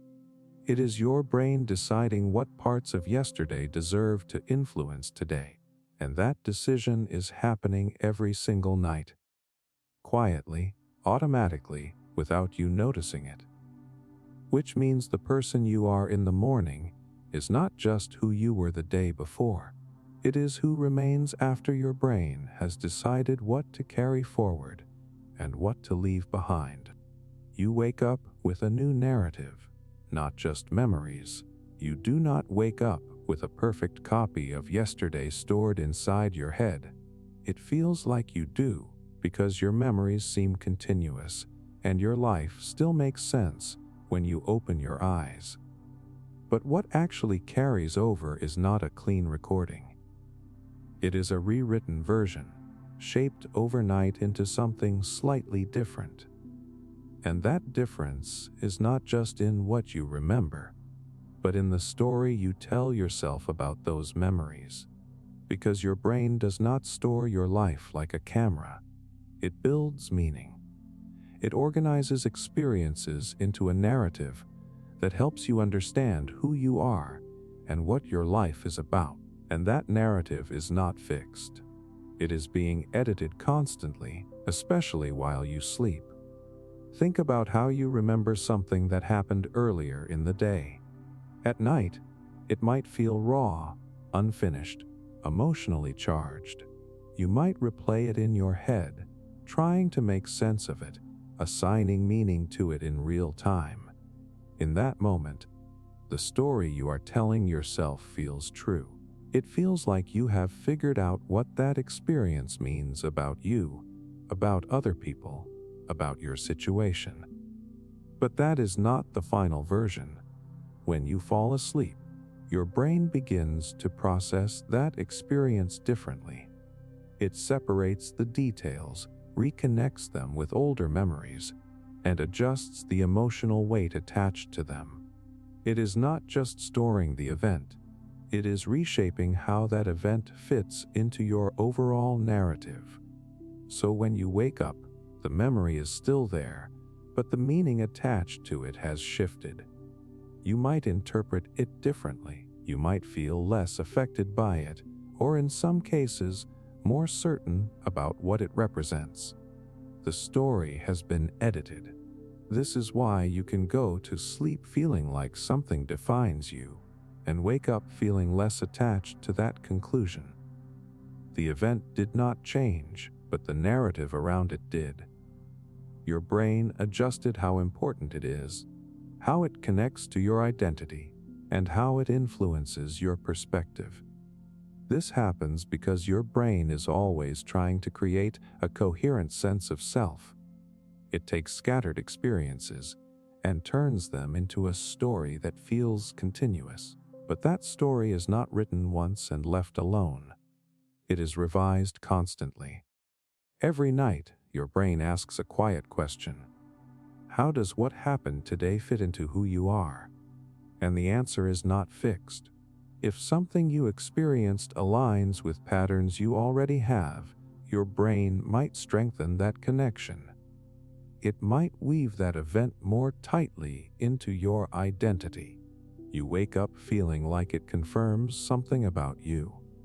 If something does not fit as well, your brain might reduce its importance.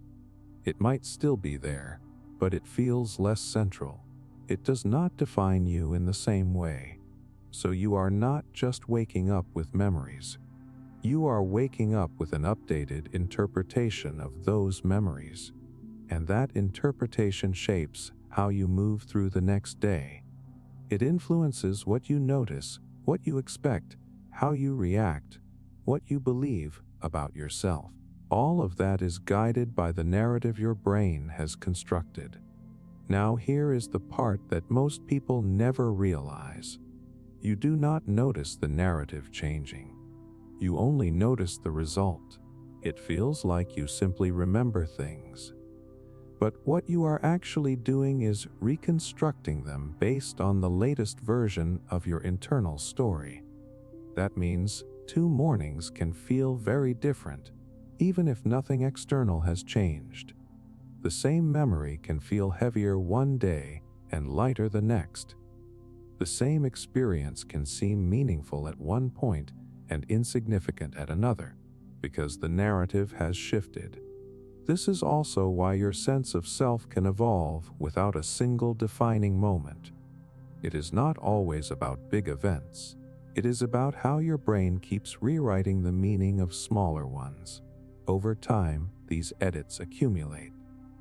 The way you see your past changes. The way you understand your present adjusts. The way you imagine your future shifts. And all of that creates the feeling that you are becoming someone different. But that change did not come from nowhere. It came from repeated updates to the narrative your brain is building. There is something both unsettling and powerful about this. It means that your identity is not just based on what has happened to you. It is based on how your brain chooses to interpret what has happened. And that interpretation is flexible. You might believe that certain experiences define you permanently, but their meaning can change. Not instantly, not by force, but gradually, as your brain continues to process and integrate them. What felt like a failure can later feel like a turning point. What felt insignificant can later feel meaningful. What felt overwhelming can later feel manageable. The facts stay the same, but the story changes. And that story is what shapes how you see yourself. So when you wake up, you are not just continuing your life from where you left off. You are continuing from a slightly revised version of it. A version where certain details have been emphasized, others softened, and the overall narrative adjusted to fit the patterns your brain is reinforcing. This is why clarity can appear after sleep. Not because new information arrived, but because the narrative was reorganized. Your brain found a way to connect the pieces in a way that makes more sense. It is also why confusion can persist. If something does not fit into a clear pattern yet, your brain keeps working on it, revisiting it, trying to integrate it into your story. So your mind is not just a storage system.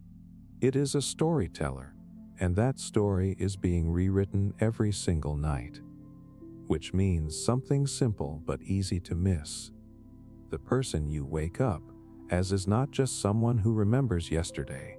It is someone who has a slightly different story about what yesterday means.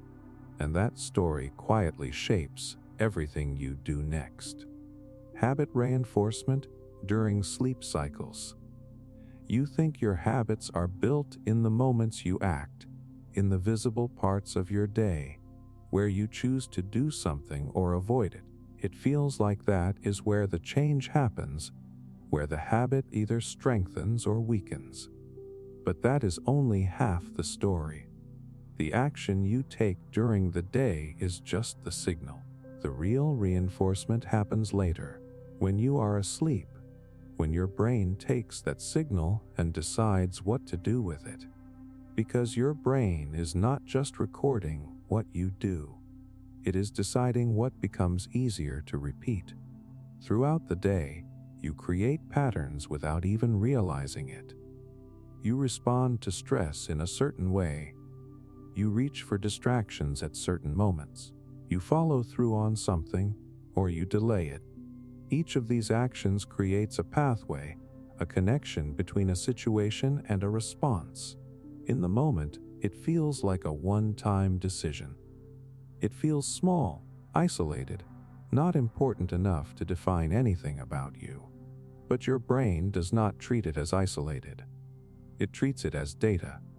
And when you go to sleep, that data gets processed. During sleep, especially in deeper cycles, your brain begins consolidating what it has learned. It replays patterns, strengthens connections that were used repeatedly, and weakens the ones that were not. This is not something you feel happening. There is no moment where you notice your brain deciding which habit gets stronger. But the effect shows up the next day. A behavior that felt difficult becomes slightly easier. A reaction that felt automatic becomes even more automatic. Something you did once starts to feel more familiar. That is habit reinforcement, and it is happening outside of your awareness. Think about something simple, like checking your phone when you feel even a small amount of boredom. The first time, it might be a conscious choice. The next few times, it becomes quicker, more automatic. After enough repetition, it happens without thinking. You do not decide anymore. You just do it. What changed is not just your behavior in the moment. It is what your brain did with that behavior during sleep. It strengthened the connection between boredom and that action. So the next time boredom appears, that pathway is already there, ready to be used. The same thing happens with productive habits. If you take a small action towards something that requires effort, your brain registers that too. At first, it feels unnatural. It takes more energy. It feels like you are forcing yourself. But if you repeat it, your brain starts to build a pathway. And during sleep, it reinforces that pathway. So the next time you face that situation, it feels slightly less difficult. This is why habits feel like they grow on their own over time. Not because something magical is happening, but because your brain is continuously reinforcing what you repeat. Now here is the part that most people underestimate. The strength of a habit is not just built from how intensely you act, but how consistently you repeat. A single strong action does not create a lasting habit, but repeated small actions do. Because your brain is not measuring intensity, it is measuring frequency, and every night, it is using that frequency to decide which pathways to strengthen. This means your habits are being built even when you are not thinking about them. You might believe you are stuck in certain patterns because that is just who you are.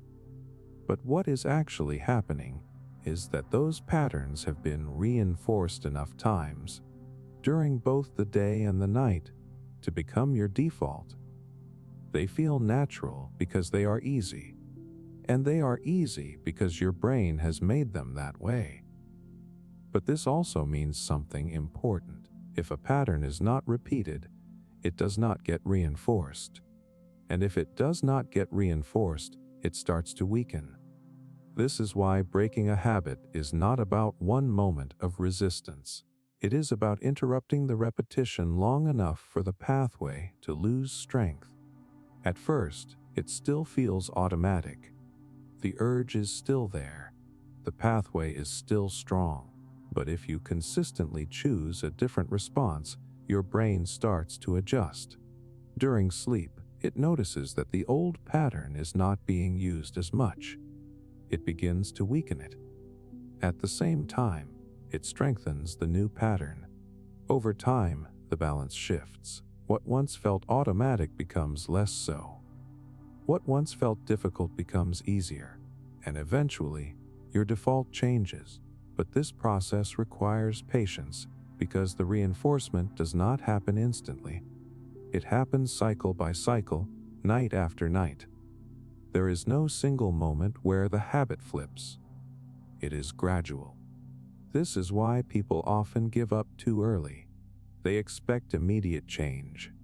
They think that if they act differently a few times, it should feel natural right away.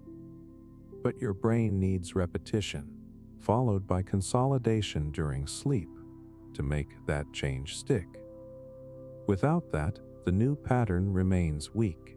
Now consider how this connects to your sense of identity. If your habits are being reinforced every night, then your identity is not just based on what you do consciously. It is shaped by what your brain has made easy for you to repeat. You are not just choosing your behaviors. You are being guided by pathways that have been strengthened over time. That means the version of you that wakes up is slightly more aligned with the patterns you reinforced the day before.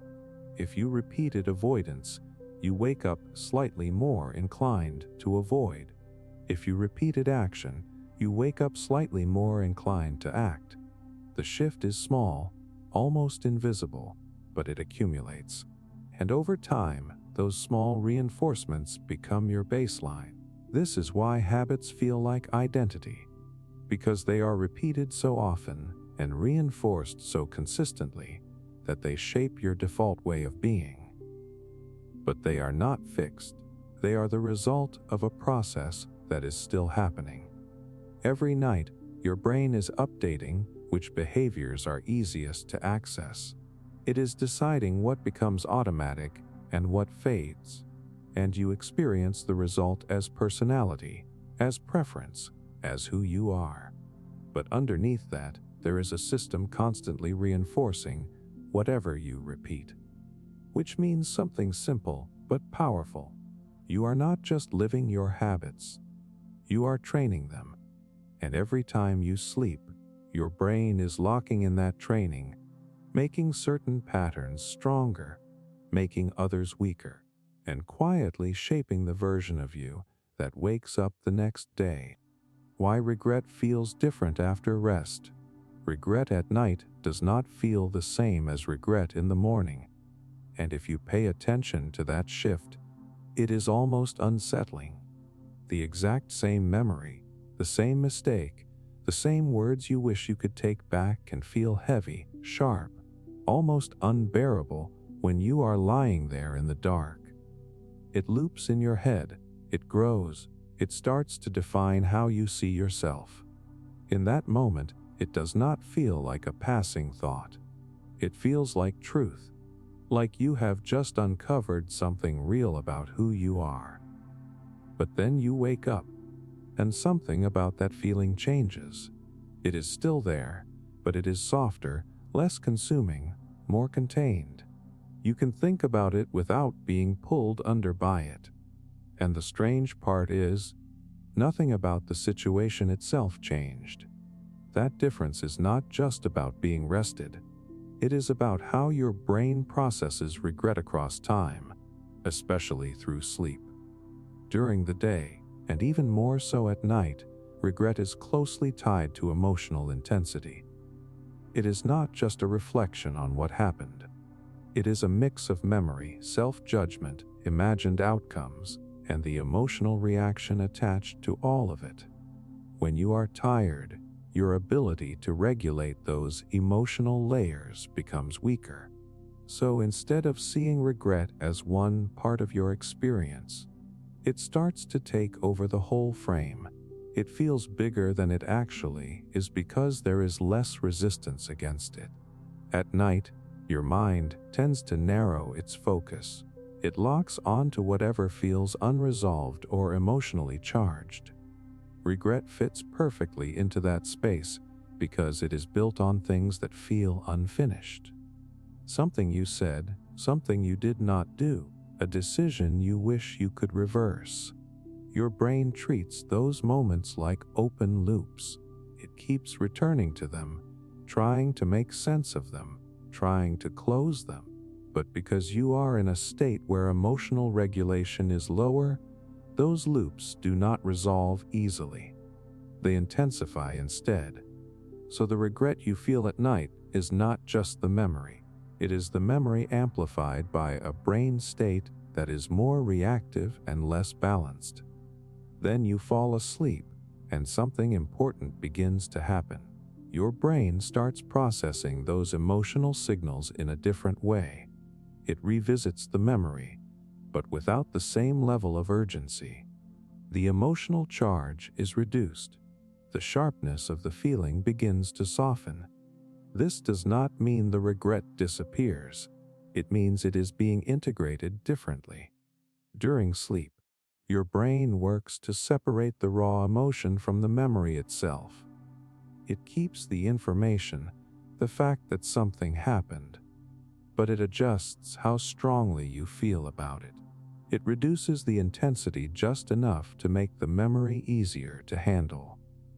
So when you wake up, the regret is still there, but it no longer dominates your entire perspective. This is why regret can feel more manageable in the morning. You are not ignoring it. You are not forgetting it. You are experiencing a version of it that has been processed. But here is where it becomes more interesting. That shift does not just change how intense the regret feels, it also changes how you think about it. At night, regret often feels absolute. It leads to conclusions like "I always do this," or "I am this kind of person." It turns a single moment into a reflection of your entire identity. That is because your brain, in that state, is more likely to generalize. In the morning, your thinking becomes more specific. You can see the situation more clearly. Instead of turning it into a statement about who you are, you can see it as something that happened, something you can learn from, adjust, or move past. The same event is now placed in a broader context. This difference matters because it shapes what you do next. If regret stays intense and generalized, it can lead to avoidance, hesitation, or self-doubt.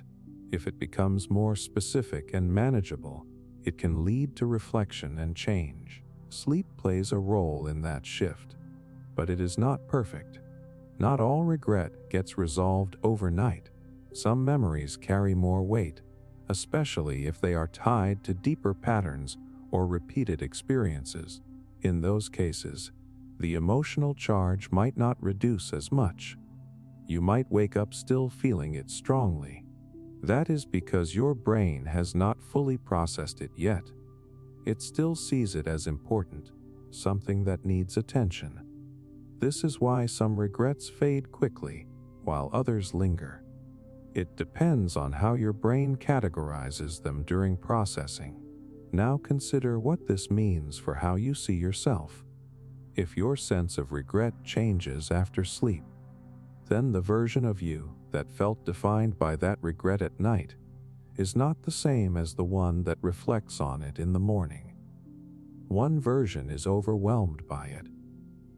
The other can hold it at a distance. Both feel real in the moment. but they lead to different conclusions. This shows something important. Your thoughts about yourself are not always stable. They are influenced by your mental state, your level of emotional regulation, and how your brain has processed recent experiences. At night, regret can feel like identity. In the morning, it feels like information. That shift is subtle, but it changes everything. Because if you believe the nighttime version completely, you might carry a heavier, more negative view of yourself than is actually accurate. You might assume that the intensity of the feeling reflects the truth of the situation. But intensity is not the same as clarity. The morning mind brings something different. It brings space. It allows you to see the same memory without being consumed by it. It does not erase responsibility, but it puts it in proportion, and that proportion is what allows growth. If regret stayed as intense as it feels at night, it would be overwhelming. It would be hard to move forward. But because your brain reduces that intensity through sleep, you are able to revisit it without shutting down. Over time, this process shapes how you deal with mistakes. You begin to rely less on the immediate emotional reaction and more on the processed version that comes after rest. You start to recognize that the first wave of regret is not the final version. It is just the most intense one, and intensity fades, which means something simple but easy to overlook. The way regret feels in the moment is not permanent. It is a state, not a fixed truth. Your brain will revisit it, adjust it, and return it to you in a different form. And when you wake up, you are not just carrying the memory of what happened. You are carrying a version of it that has been reshaped, softened, and placed into a perspective that makes it possible to move forward. The role of deep sleep in personality drift. You assume your personality changes only when something big happens.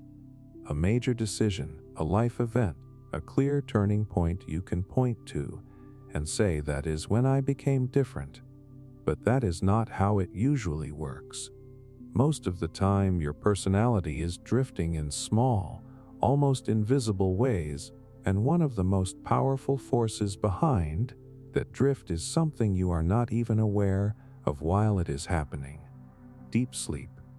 When you think of sleep, you probably think of rest, recovery, maybe energy for the next day. But deep sleep is not passive. It is one of the most active periods for your brain when it comes to shaping who you are. Not just what you remember, not just how you feel, but how your patterns settle into something that starts to look like personality. During the day, you generate raw material. You think, react, make decisions, repeat behaviors, feel emotions. It feels like that is where your personality is expressed, and it is. But expression is only half of the process. The other half happens when your brain takes everything you did and decides what to keep, what to strengthen, and what to reduce. That decision-making process happens most strongly during deep sleep. In that state, your brain is less focused on the outside world and more focused on internal organization. It replays patterns, strengthens certain neural connections, and weakens others. It integrates new experiences with older ones, adjusting how they fit into your existing system. This is not just about learning facts or remembering events. It is about stabilizing patterns, and patterns are what personality is built from. Think about how you respond to stress, how you handle uncertainty, how you speak to yourself, how you approach effort. None of those things are decided once. They are repeated. And every time you repeat them, you give your brain more data about what your default should be. Then you go to sleep, and your brain processes that data. If you consistently react to stress with avoidance, your brain strengthens that pathway. It makes avoidance easier, faster, more automatic. If you consistently push through discomfort, even in small ways, your brain strengthens a different pathway. Over time, one becomes dominant. That dominance is what starts to feel like personality. Now here is the part most people do not see.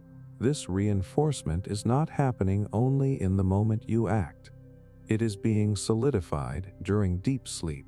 That is when your brain decides how strong each pathway becomes. So your personality is not just being shaped while you are awake.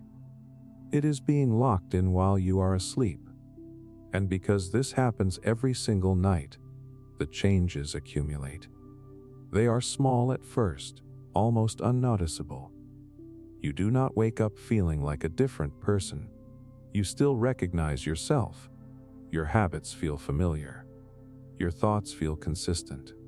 But under that surface, slight adjustments have been made. Your reactions might be a little quicker in one direction. Your tolerance for something might be slightly higher or lower. Your default thoughts might shift just enough to influence your next decision. These are micro changes, but when they repeat over days, weeks, months, they create drift. Personality drift is not sudden. It is gradual. It is the result of repeated patterns being reinforced and alternatives being weakened. And deep sleep is where that reinforcement becomes stable. This is why you can look back after a long period and feel like you are not the same person anymore. Not because of one moment, but because of countless small reinforcements that happened along the way. Each night added a tiny adjustment. Each cycle of deep sleep strengthened certain pathways and reduced others, until the balance shifted enough to feel noticeable. Now consider what this means in the present. The version of you that feels natural right now is not fixed. It is the result of patterns that have been reinforced repeatedly during deep sleep. It feels stable because those pathways are strong, not because they are permanent. If you start repeating different patterns, your brain will begin to adjust. At first, the old pathways are still stronger. They still feel like the default. But if the new patterns are repeated consistently, deep sleep will begin to reinforce them. And over time, the balance will shift again. This is where people often get stuck. They expect change to feel immediate. They try something new a few times, and when it does not feel natural, they assume it is not who they are. But they are judging the change before it has been reinforced. Deep sleep has not had enough time to stabilize it yet. Without that reinforcement, the new pattern remains weak, so it is not enough to act differently once or twice. The behavior has to be repeated, and then it has to be processed during sleep, again and again, until it becomes easier than the old one. That is when it starts to feel like you. There is also another side to this. If certain patterns are not used, deep sleep will gradually weaken them. Skills, ways of thinking, emotional responses, they can fade if they are not reinforced. Not instantly, but slowly. This is how personality can drift in directions you did not consciously choose. Not because you made a decision to change, but because certain patterns were repeated more than others, and your brain kept reinforcing them during sleep. Over time, those patterns become your default, and your default becomes your identity. This can feel unsettling, because it means your personality is not something solid that stays the same no matter what. It is something that is constantly being adjusted based on what you repeat and what your brain reinforces. But it also means you are not stuck, because the same process that created your current patterns can create new ones. Deep sleep does not care about your intentions. It responds to what you actually do. It strengthens what you repeat. So if your actions change, your patterns will change.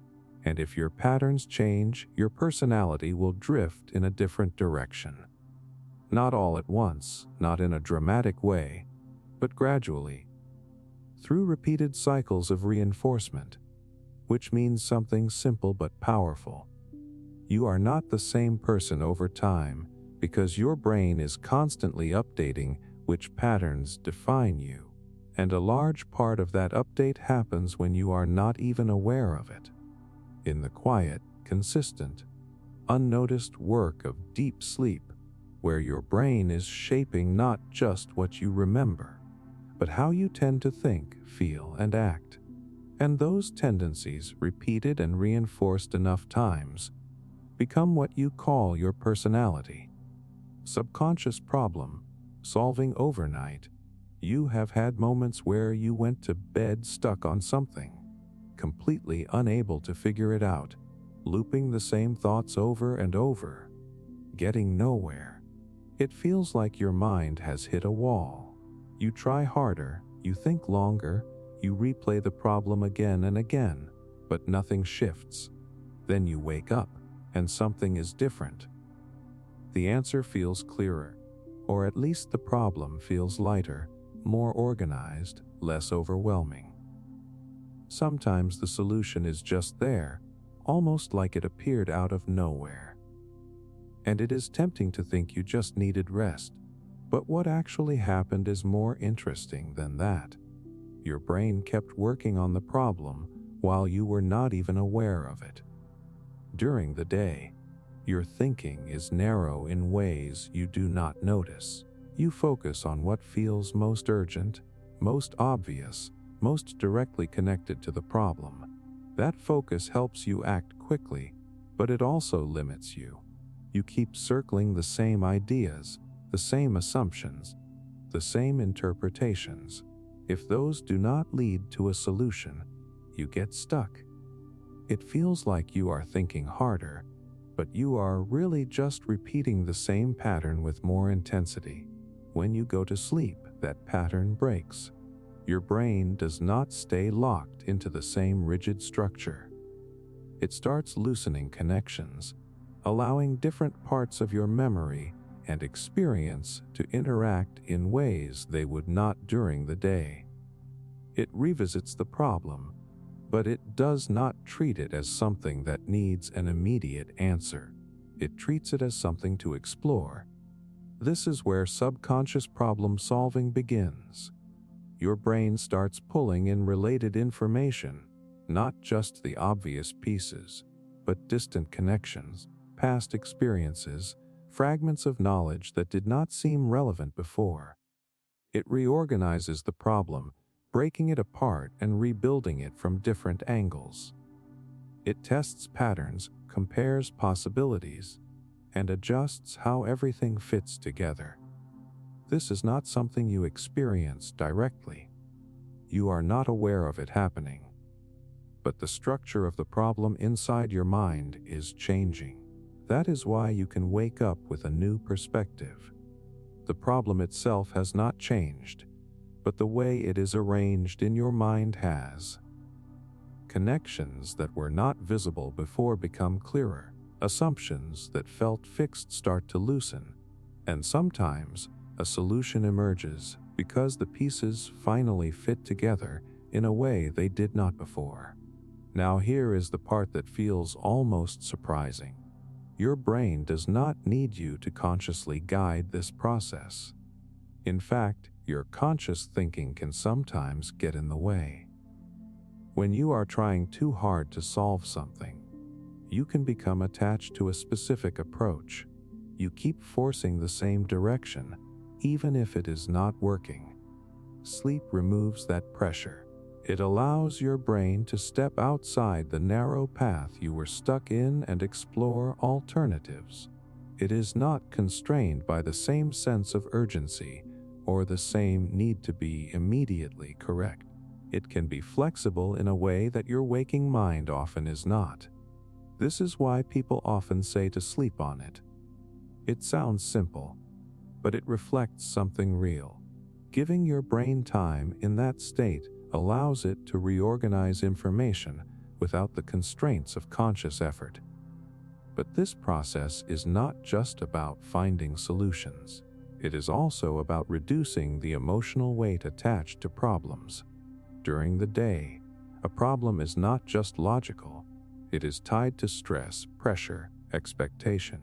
Those emotions can make the problem feel bigger than it actually is. They can make it harder to think clearly. During sleep, that emotional intensity is reduced. Your brain separates the problem from the immediate stress response. So when you wake up, even if the problem is still there, it feels more manageable. That sense of manageability is part of the solution, because when something feels less overwhelming, you can approach it differently.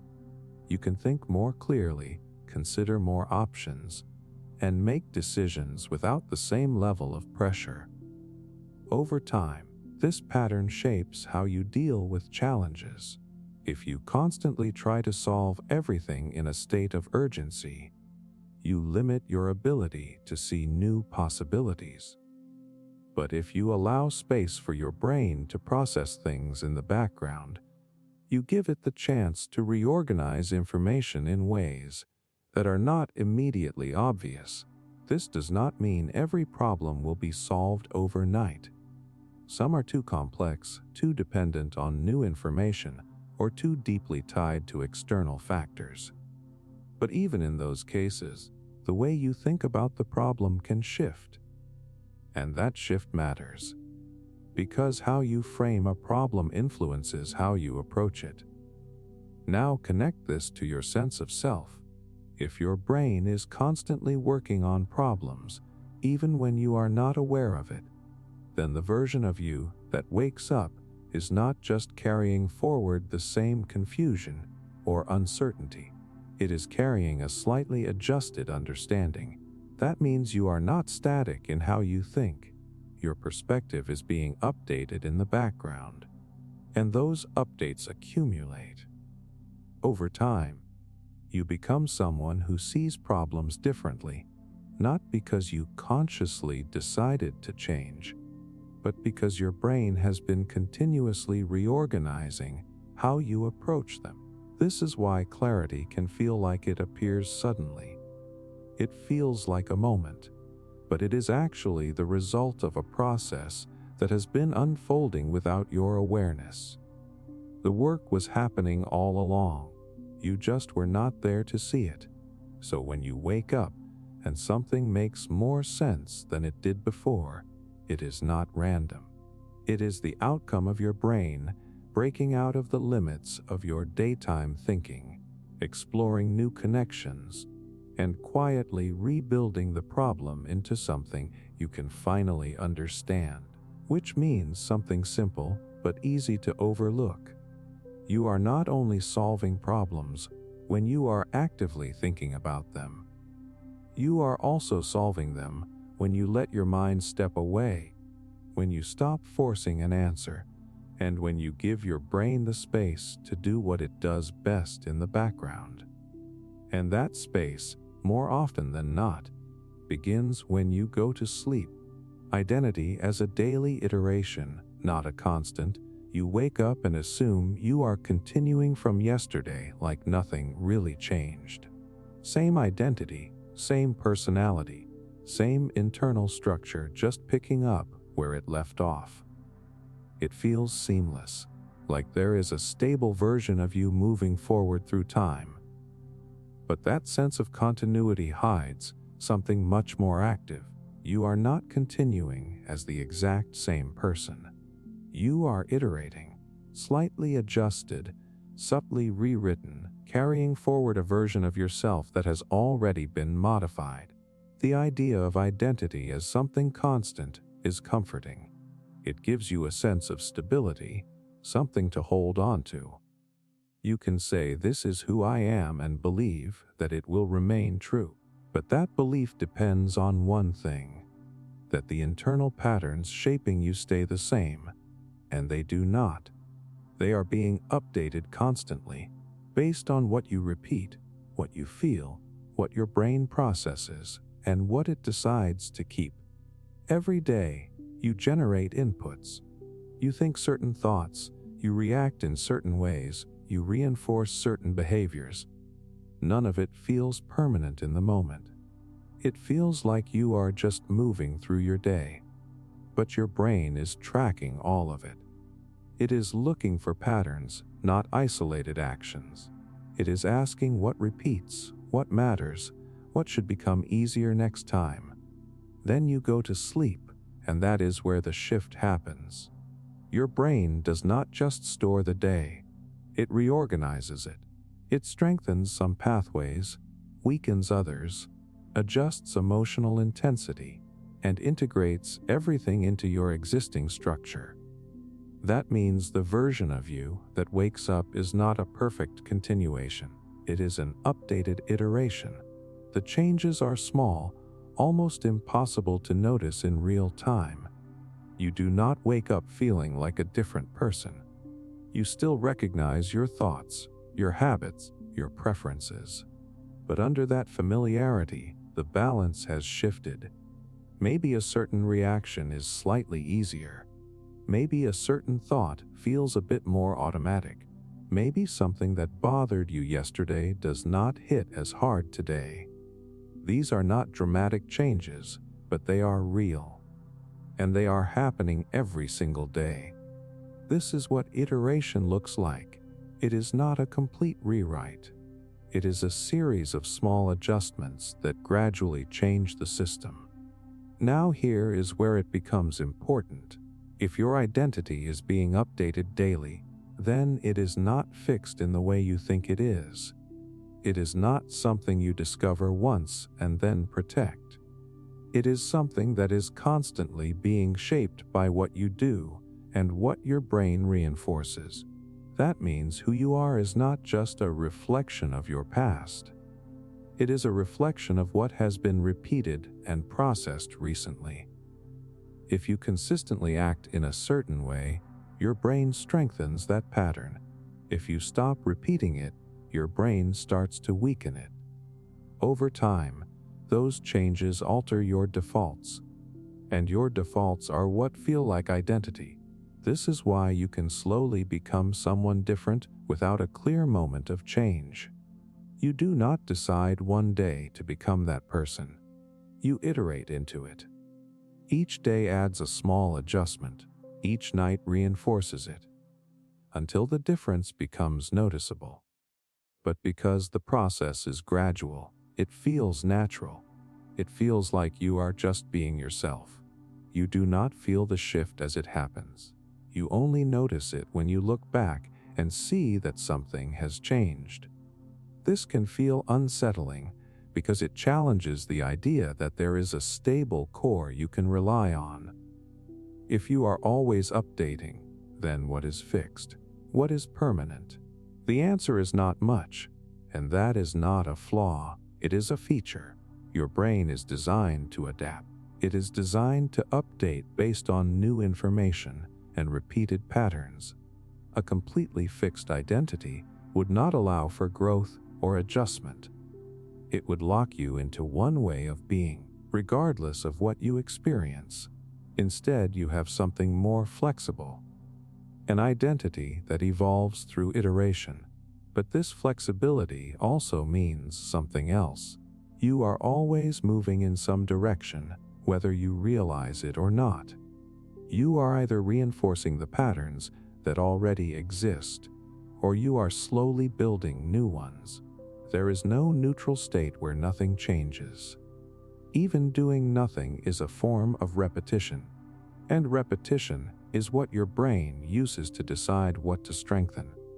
This is why small actions matter more than they seem. Not because each one is important on its own, but because each one contributes to the next version of you. You are not just acting in the present. You are shaping what will feel natural in the future, and that shaping happens through iteration. Now connect this to how you see yourself.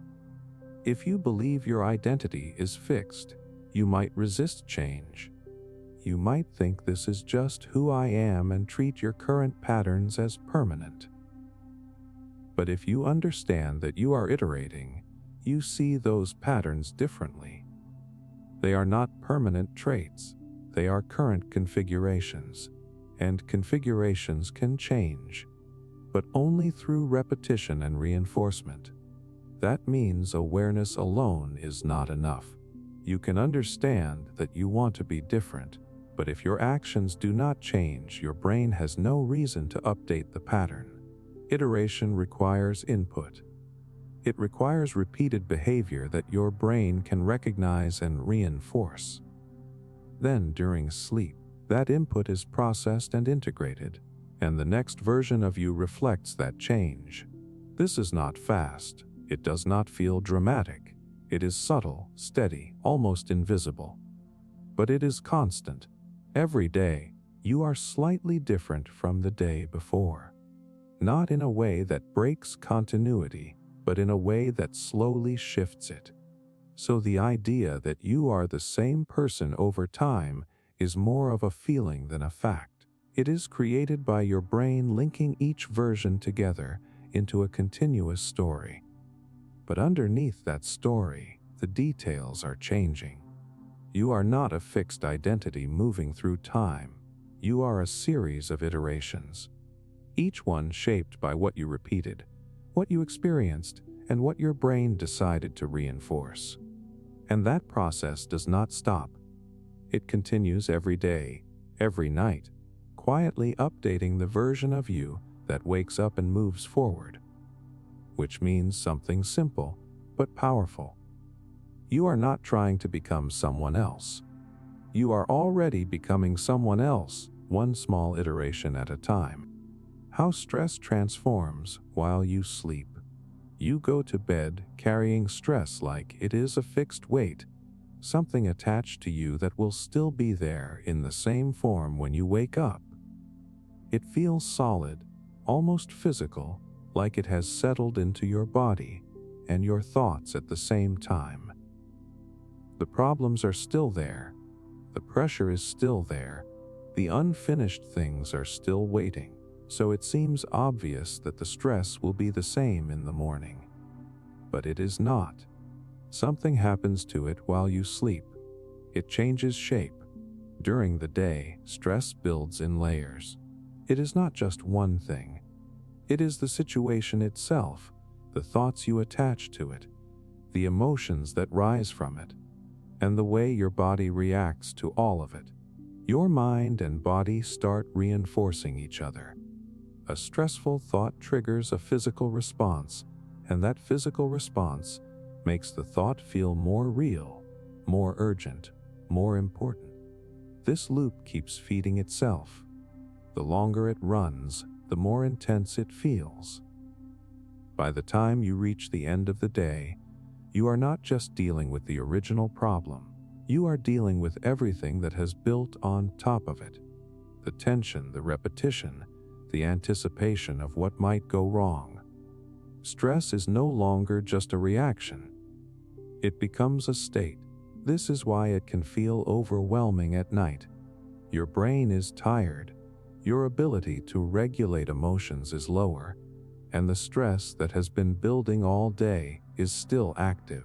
There is less distance between you and what you are feeling. Everything feels closer, louder, more immediate. In that state, stress feels permanent, like this is just how things are now. But then you sleep, and the process begins to shift. Your brain does not simply pause stress. It starts working on it. It revisits the experiences and thoughts connected to that stress, but in a different environment. The urgency is reduced. The constant input from the outside world is gone. This allows your brain to separate parts of the experience that were fused together during the day. It starts to pull apart the layers. The situation itself is one layer. The emotional reaction is another. The physical tension is another. During the day, they are tightly linked. At night, your brain begins to loosen those connections. It does not erase them, but it reduces how strongly they are tied together. This is why you can wake up and still know what you have to deal with, but feel less overwhelmed by it. The problem is still there, but it is no longer carrying the same emotional intensity. The physical tension has reduced. The thoughts are less repetitive. The loop has been interrupted. Stress has been transformed. But this transformation is not always about reduction. Sometimes your brain keeps certain parts of the stress more active. If something is unresolved, if it connects to deeper patterns, or if it was repeated throughout the day, your brain may reinforce it instead of softening it. You wake up still feeling it, sometimes even more clearly. This is because your brain is not trying to remove stress completely. It is trying to process it. If something feels important, it will not be discarded. It will be adjusted, reorganized, sometimes intensified so that you pay attention to it. This is where stress becomes information. Instead of just being a reaction, it becomes something your brain uses to guide your focus. What stays strong is often what your brain considers unresolved or significant. What fades is what it considers less important or already processed. So when you wake up, you are not just carrying stress forward unchanged. You are carrying a version of it that has been filtered. Some parts have been reduced. Some have been maintained. Some have been reshaped into something more manageable or more defined. This is why the same situation can feel completely different from one morning to the next. Not because the situation changed, but because your brain changed how it presents that stress to you. Now here is the part most people miss. You do not experience the transformation directly. You only experience the result. You go to sleep feeling one way, and you wake up feeling another. It feels like a natural shift, like something just settled on its own. But behind that shift is an active process where your brain is reorganizing how stress is stored and expressed. Over time, this process shapes how you deal with pressure. If certain stress responses are repeatedly reinforced, they become easier to access. You might start reacting more quickly, feeling overwhelmed more easily, because those pathways have been strengthened. If other responses are processed and reduced, you might find that you recover more quickly, that stress does not linger as long. So your relationship with stress is not fixed. It is being adjusted every night. This means the version of you that wakes up is not just someone dealing with the same stress as yesterday. It is someone whose brain has already started working on it, changing it, deciding what to carry forward and what to let go. And those decisions influence how you move through the next day. If the emotional intensity has been reduced, you have more space to think clearly. If certain parts have been reinforced, you are more likely to focus on them. Either way, your experience is shaped by what happened while you were asleep. This is why rest is not just about recovery. It is about recalibration. Your brain is constantly trying to balance what matters and what does not, what needs attention and what can be released. Stress is part of that system. It is not just something to eliminate. It is something to process. And that processing continues even when you are not aware of it, which means something simple but easy to overlook. The stress you feel at the end of the day is not the final version of it. It is just the most immediate one. By the time you wake up, it has already been reshaped. Not removed, not ignored, but adjusted into something your mind can carry in a different way. And that difference, even if it is small, changes how you think, how you act, and how you experience the same reality the next day. The disconnect between who you were and who you recall being. You think you remember yourself accurately, not just events, but who you were in those moments. what you felt, what you believed, why you acted the way you did. It feels direct, like you can look back and see a clear version of your past self. But that clarity is an illusion. There is a gap between who you actually were in a moment and who you recall being later. And that gap quietly reshapes your identity over time. In the moment, your experience is messy, emotional, incomplete. You react based on limited information, shifting feelings, and whatever state your brain is in at that exact time. You are not observing yourself objectively. You are inside the experience, moving through it without a full understanding of what it means. Your thoughts are influenced by pressure, context, and whatever feels most immediate. But when you remember that same moment later, you are not reliving it exactly as it happened. You are reconstructing it. Your brain takes fragments of what actually occurred and rebuilds them into something that makes sense from your current perspective. It fills in gaps, smooths over inconsistencies, and aligns the memory with the narrative you already have about yourself. That means the version of you that exists in your memory is not identical to the version that actually lived through that moment. It is edited, and the editing does not stop after one night. Every time you sleep, your brain revisits memories and adjusts how they fit into your overall story. It strengthens some details, weakens others, and shifts the emotional tone. So the next time you recall that memory, it is slightly different again. Over time, this creates distance.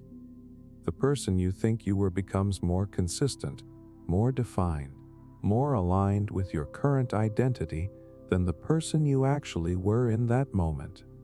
The rough edges are reduced. The contradictions are smoothed out. The uncertainty is replaced with a clearer story. It feels like you are remembering, but you are actually refining. This is why your past can feel more certain than your present. Right now, your thoughts are still forming, your reactions are still unfolding, and nothing feels fully resolved. But when you look back, everything seems clearer. It feels like you understood yourself better back then. You did not. Your brain just reorganized the memory to make it feel that way. Now here is where it becomes more personal. Because this reconstruction is not neutral. It is influenced by who you are now. If you currently see yourself in a certain way, your brain will adjust past memories to match that view. It will highlight moments that support it and downplay ones that do not. Over time, your past starts to look like it was always leading to your present identity. But that is not entirely true. You were more variable, more inconsistent, more open than your memory suggests. The disconnect grows because your brain is trying to create a coherent story. It wants your identity to feel stable, continuous, logical. So it reshapes the past to fit that goal, and you experience that as truth. This is why you can look back at something you did and feel like it does not match who you are now. It feels distant, almost like it was a different person. But at the same time, other parts of your past feel perfectly aligned with your current self. Both feelings come from the same process. Your brain is constantly deciding which parts of your past to emphasize and which to reduce. So the version of you that you recall is not a fixed record. It is a curated reconstruction, and that reconstruction keeps changing. Each night, as your brain processes memories, it adjusts the connections between them. It integrates new experiences with old ones, sometimes changing how older events are interpreted. A moment that once felt insignificant can gain meaning later. A moment that once felt important can fade. This means your past is not static. It is being rewritten in subtle ways. And because your identity is built partly on your memory of who you have been. This rewriting affects how you see yourself. You might believe you have always been a certain way, but that belief is based on a memory that has been shaped to support it. If you look closely, there were probably moments that contradict it, but those moments are less accessible, less emphasized. This is not a flaw in your brain. It is how it maintains a sense of continuity. Without this reconstruction, your past would feel fragmented and confusing. You would see too many contradictions, too many unresolved pieces. So your brain simplifies. It creates a version of your past that feels coherent enough to support a stable identity. But the cost of that coherence is accuracy. You lose some of the complexity of who you were, and that loss creates the disconnect. Now think about what this means for change. If your memory of who you were is already being adjusted, then the idea that you have always been a certain way is less reliable than it feels. You might believe something about yourself because your memory supports it, but that memory has been shaped over time. This opens something important. It means your identity is not as fixed as your memory suggests, because both your present patterns and your recollection of past patterns are being continuously updated. So the person you think you were is not a perfect anchor. It is part of the same system that is still changing. And every time you sleep, that system makes small adjustments. It reshapes how you remember, how you interpret, and how you connect your past to your present, which means something simple but easy to miss. You are not just changing in who you are becoming, you are also changing in who you believe you have been. And that gap between who you were and who you recall being is not static. It is shifting quietly every time your brain rewrites the story while you sleep. The brain's nightly editing process. You fall asleep thinking the day is done, like everything that happened has already settled into place. The conversations are over, the decisions are made, the emotions have already been felt. It seems like whatever version of you existed today has now been finalized. But that is not what your brain does. While you sleep, it opens everything back up. It does not leave your experiences as they are. It starts editing them. Not in a dramatic way that you would notice, but in a quiet, methodical process that changes how your experiences are stored, how they connect to each other, and how they influence who you are the next day. Throughout the day, your brain collects far more than you realize. Every interaction, every small detail, every emotional reaction creates activity in your mind. But that activity is raw. It is unorganized, unfinished, and often overloaded with unnecessary information. If everything stayed exactly as it was, your mind would become cluttered, slow, and overwhelmed. So your brain does something essential. It edits. When you enter deeper stages of sleep, your brain begins sorting through everything it gathered. It starts separating what matters from what does not. But this is not just about deleting random information. It is about reshaping meaning. Some details are strengthened. Others are weakened. Some are removed entirely. And most importantly, the relationships between experiences are adjusted. This means your brain is not just deciding what you remember. It is deciding how you remember it. Think about how different an experience can feel depending on what details stand out. If your brain highlights certain parts of a memory and fades others, the entire meaning of that memory can shift. The same event can feel positive, negative, or neutral depending on how it is edited. And that editing happens while you are asleep. Now here is where it becomes more unsettling. You are not aware of what gets removed. You do not feel the moment when a detail fades or when a connection is weakened. All you experience is the final version. It feels natural, like that is just how things were. But in reality, it is the result of your brain making choices behind the scenes. This is why your memory is not a perfect record. It is a constructed version of your experiences, shaped by this nightly editing process. And the process does not just apply to facts.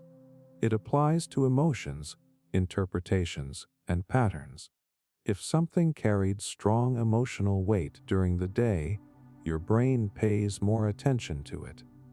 It may strengthen those connections, making the memory more vivid or more influential. If something was repeated or important, it is more likely to be kept and reinforced. On the other hand, if something was minor, inconsistent, or not repeated, your brain may weaken it. It becomes harder to recall.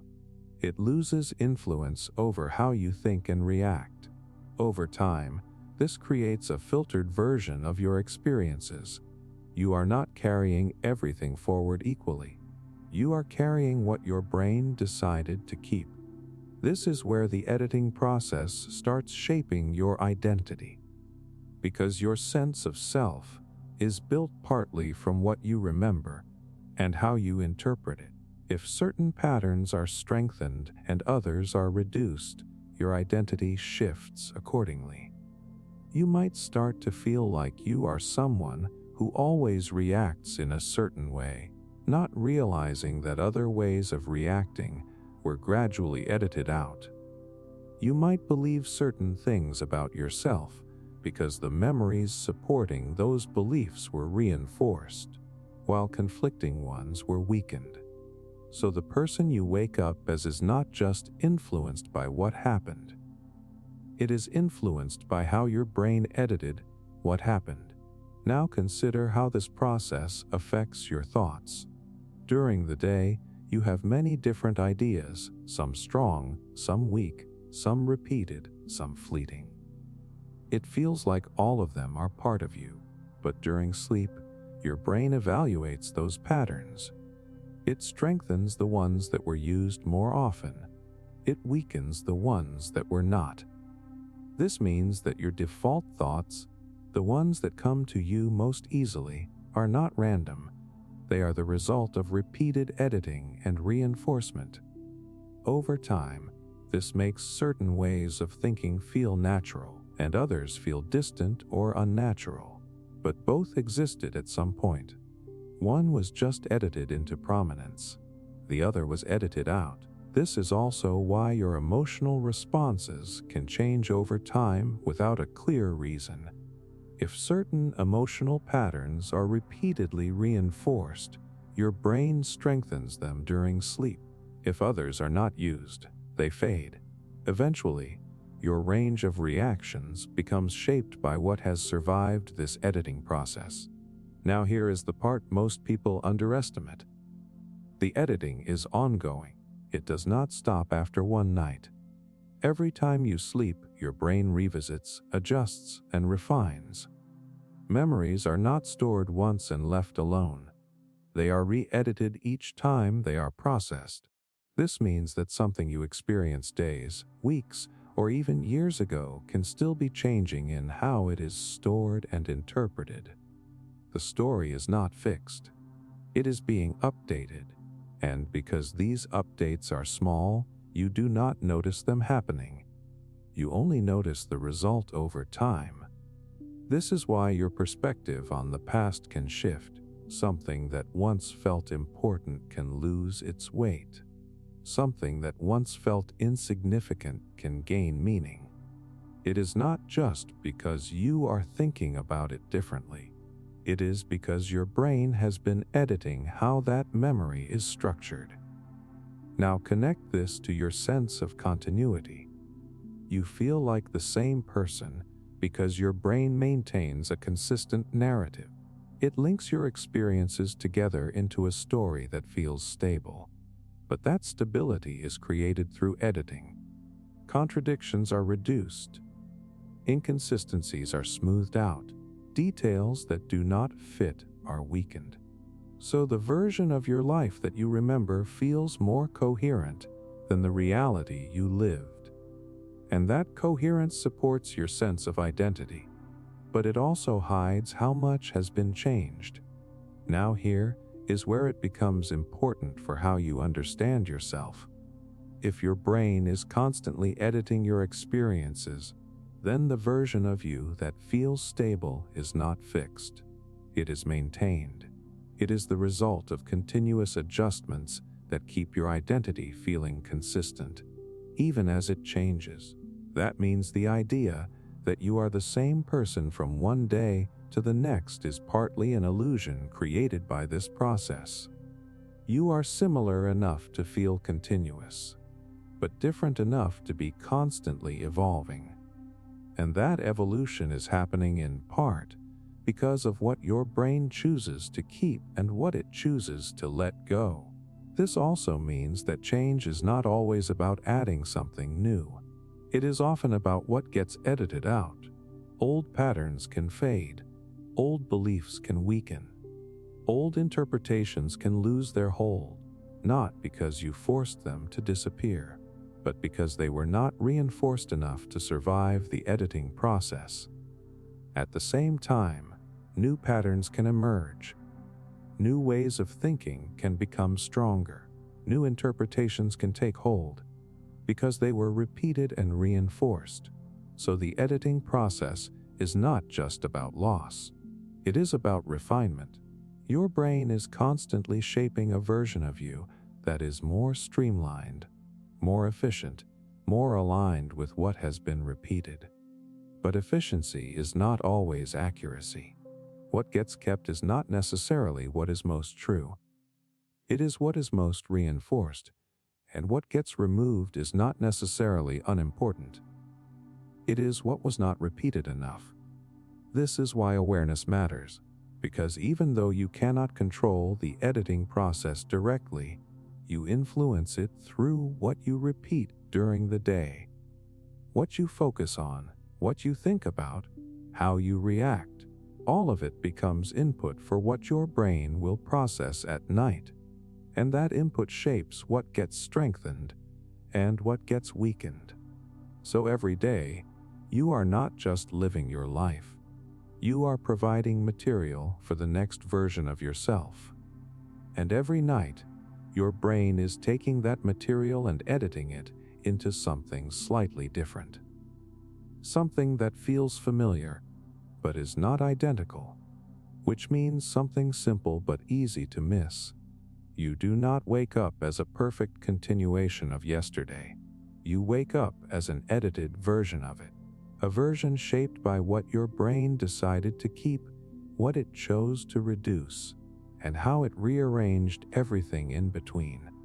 And that editing process is happening every single night, quietly shaping the person you believe you have always been.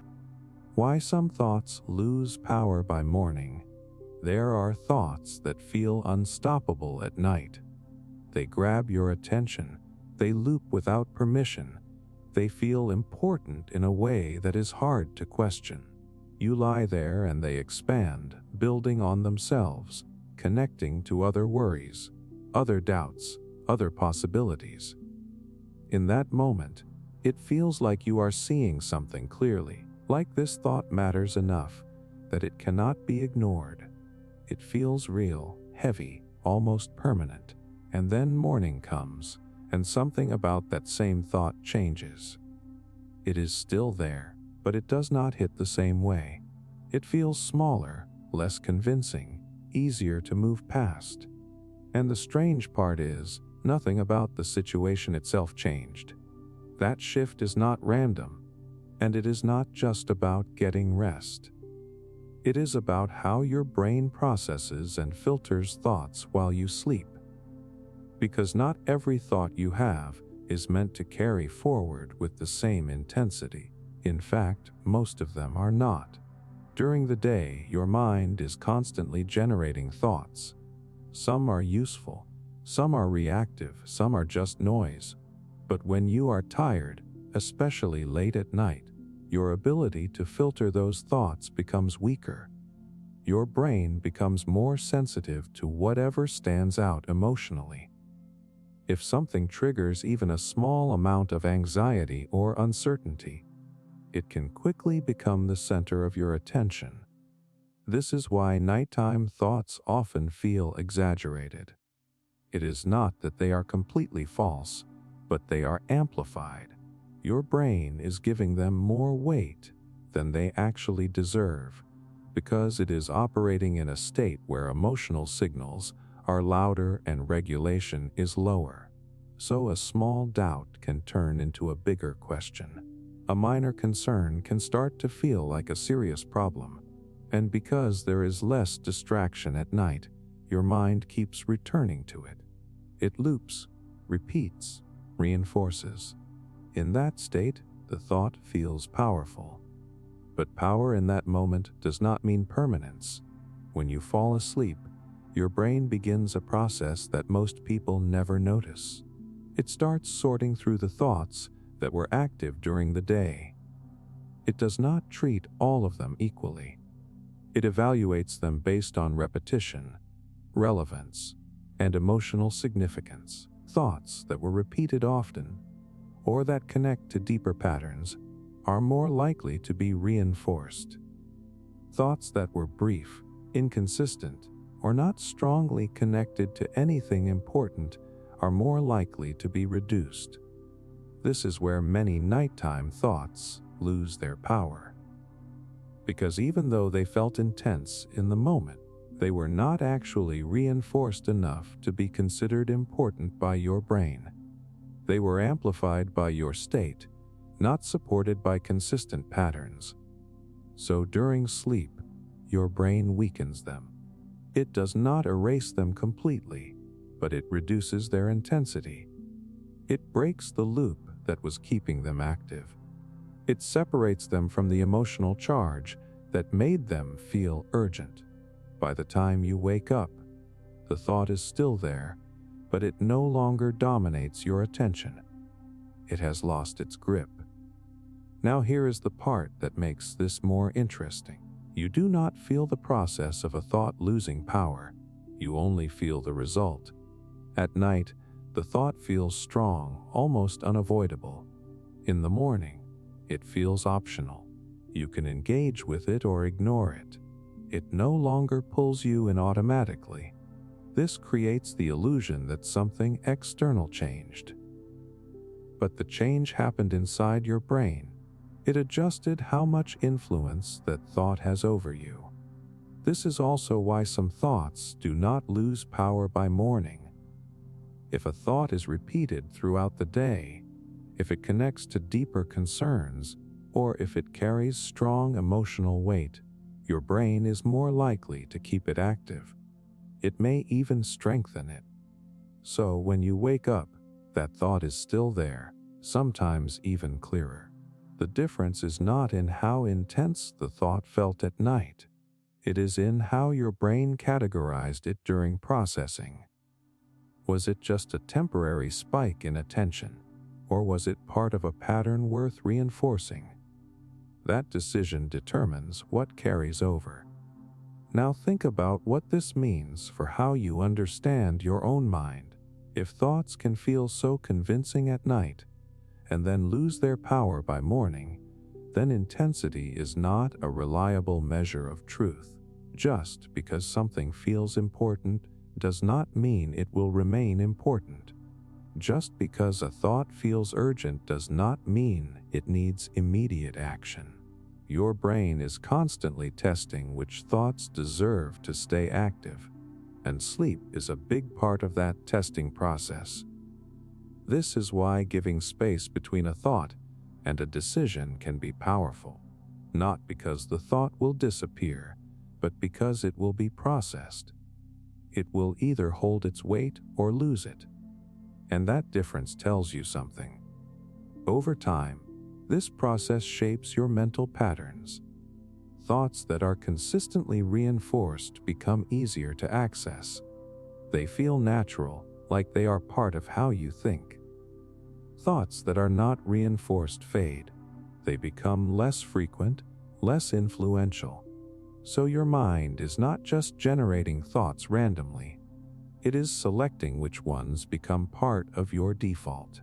And that selection happens partly while you sleep, which means the version of you that wakes up is not carrying every thought equally.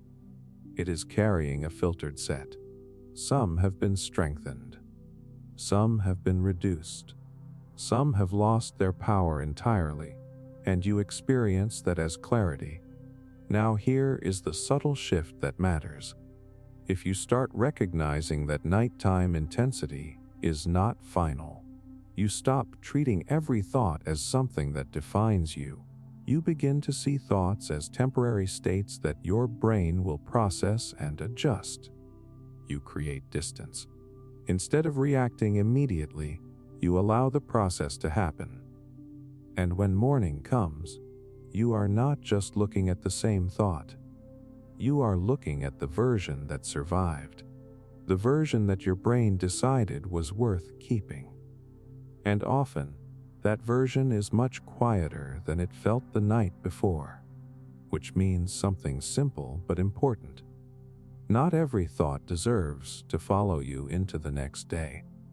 And your brain knows that. So while you sleep, it is quietly deciding which thoughts to carry forward and which ones to let fade. And by the time you wake up, that decision has already shaped the way your mind feels. Emotional reset vs. emotional suppression. It can feel like your emotions just disappear overnight sometimes. You go to bed carrying something heavy, something that feels unresolved, maybe even overwhelming, and then you wake up, and it is not as strong. It is still there, but it does not hit the same way. And a part of you might wonder if you just ignored it, if you pushed it down, if your mind is simply avoiding it. Because we are used to thinking that when emotions fade, it must mean they were suppressed. But that is not always what is happening. There is a difference between something being buried and something being processed, and sleep is where that difference quietly shows up. During the day, emotions build in real time. You react, you interpret, you feel, and then you move on without fully resolving what just happened. Life does not pause for you to sit with every reaction and fully understand it. So most of the time, your emotional system is carrying unfinished signals. They stack on top of each other. A small frustration sits next to a bigger worry. A moment of doubt blends into something else. By the end of the day, you are not just feeling one thing. You are feeling layers, and those layers are still active when you go to bed. That is why emotions can feel so intense at night. There is less distraction, less movement, and your mind starts turning inward.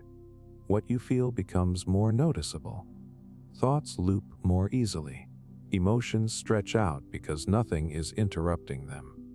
In that state, it feels like this is the true weight of everything, like this is how it really is.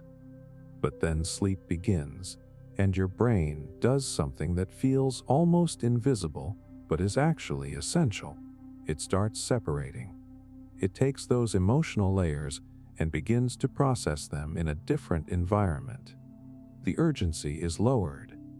The constant input from the outside world is gone. This allows your brain to work on the emotion without the same level of pressure. This is where emotional reset happens. Your brain revisits what you felt, but it does not hold on to the full intensity. It reduces the immediate emotional charge just enough to reorganize the experience. It keeps the information, the fact that something mattered, but it softens how strongly it affects you in that moment.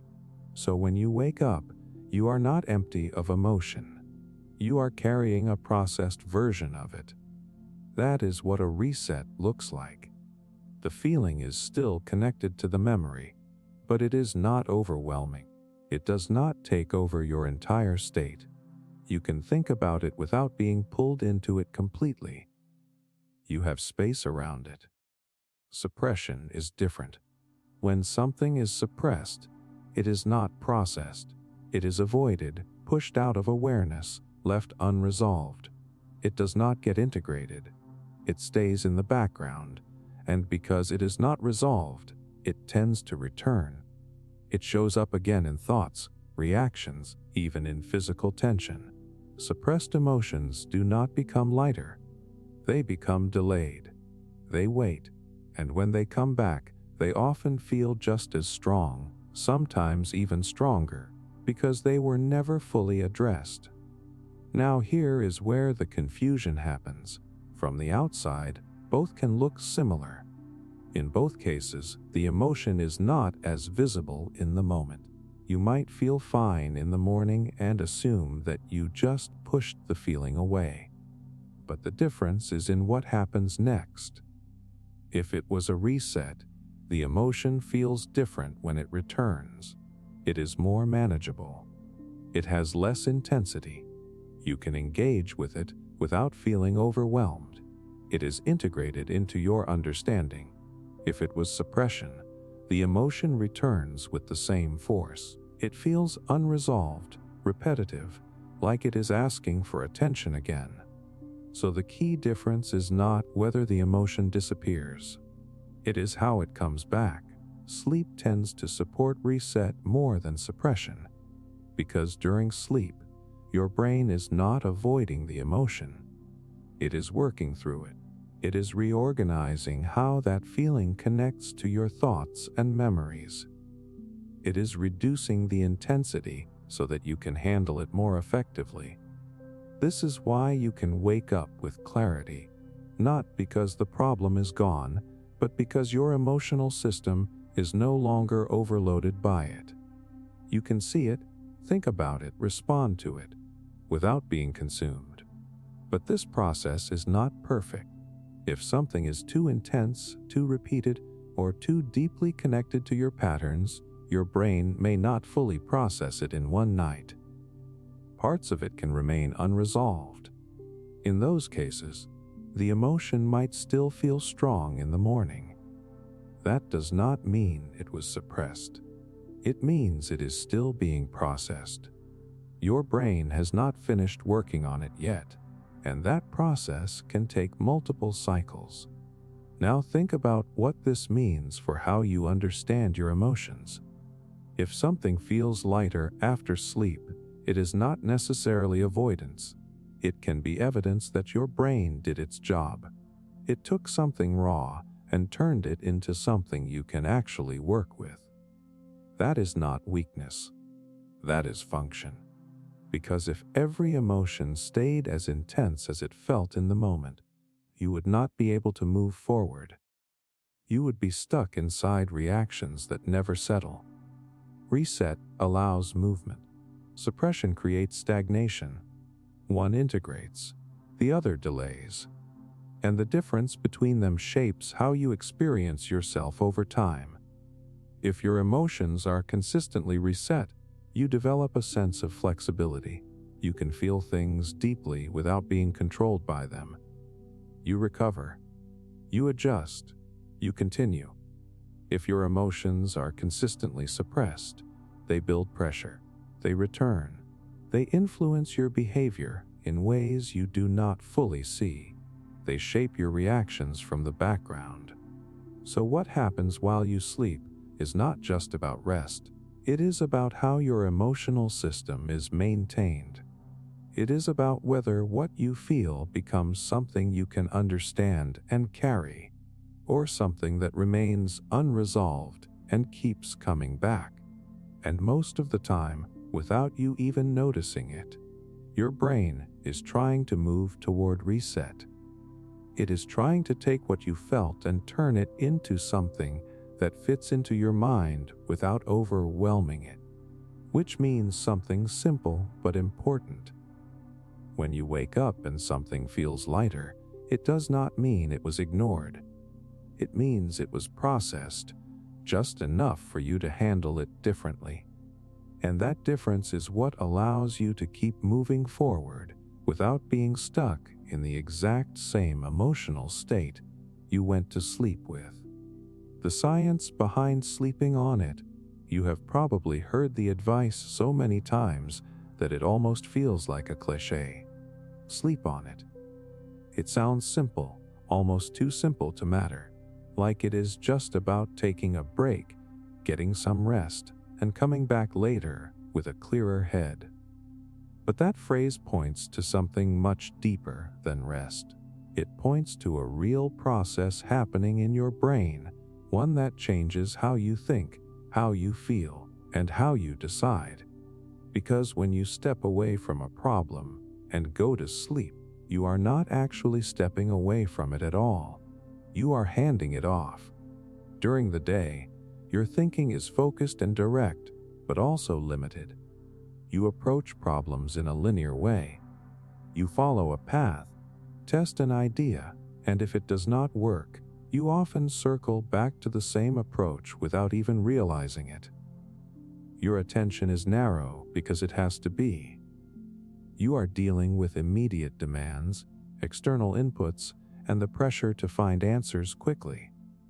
That pressure shapes how you think. It makes you rely on what feels obvious. It makes you repeat familiar patterns. It keeps you close to the surface of the problem.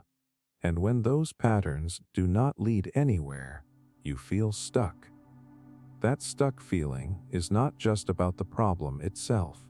It is about the limits of your current mode of thinking. Then you go to sleep, and that mode changes completely.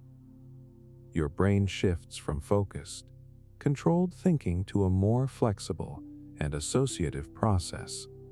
It starts revisiting the information you were working with, but it does not stay confined to the same narrow path. It begins to connect that information with other memories, other experiences, even ones that seem unrelated. This is where things start to open up. Instead of pushing toward a solution, your brain explores. It tests different combinations, different angles, different interpretations.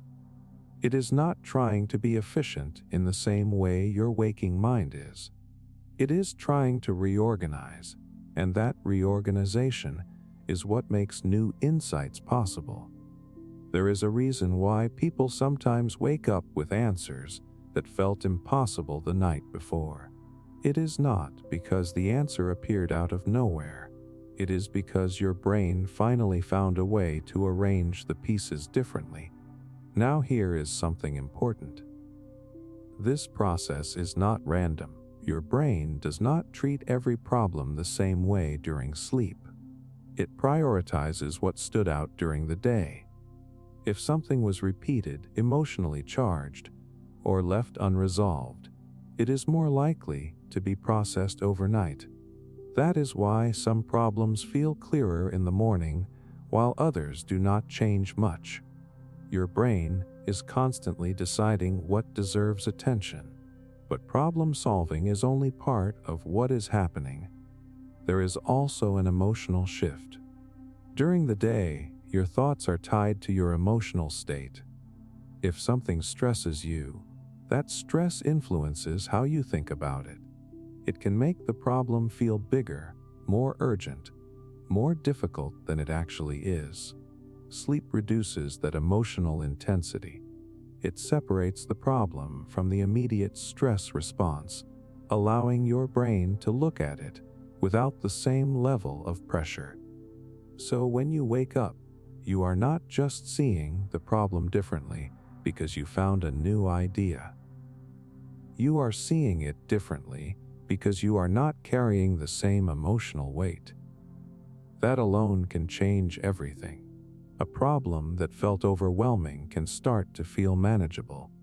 A decision that felt impossible can start to feel clearer. Not because the situation changed, but because your internal state did. Now here is where the science becomes personal. When your brain processes information during sleep, it strengthens certain neural connections and weakens others. This is how it decides what becomes easier to think and what fades. If you spent time focusing on a specific question or challenge, your brain marks it as important. It continues working on it during sleep, reinforcing connections that might lead to a solution. But it also does something else. It filters out noise. Not every thought you had about the problem is useful. Some are distractions. Some are based on assumptions that do not hold up. Some are just reactions to stress. During sleep, your brain reduces the influence of those less useful thoughts. So when you wake up, your thinking is not just clearer. It is cleaner. You are working with a refined version of the problem. And that refinement makes it easier to move forward. This is why forcing a solution late at night often does not work. You are trying to solve a problem with a mind that is both tired and overloaded. You are operating in a state where emotional intensity is high and cognitive flexibility is low. You might feel like you are thinking deeply, but you are often just repeating the same loop. Sleep breaks that loop. It gives your brain the space to reorganize without interference. And that space is what allows progress. Over time, this pattern shapes how you approach decisions.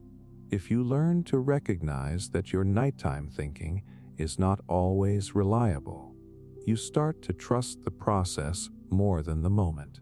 You stop treating every urgent thought as something that needs immediate resolution. You create a gap, and in that gap, your brain does its work. This does not mean you avoid problems. It means you give them the time and the conditions needed to be processed properly. Because not all thinking happens consciously. Some of the most important adjustments happen when you are not trying to control them. And that is what sleeping on it really means. It means allowing your brain to move from a narrow, pressured state into a broader, more flexible one. It means letting the problem be reorganized instead of forced. It means trusting that your mind is capable of more than just what you can access in the moment. Which leads to something simple but powerful. The clarity you feel in the morning is not just the result of rest. It is the result of work that continued while you were not paying attention. Work that filtered, reorganized, and refined your thoughts. So when you wake up and something feels clearer, it is not random. It is the outcome of a process that has been unfolding quietly all night. And that process is always there, whether you notice it or not, shaping the way you understand problems, make decisions, and move forward. Your values subtly shift every day.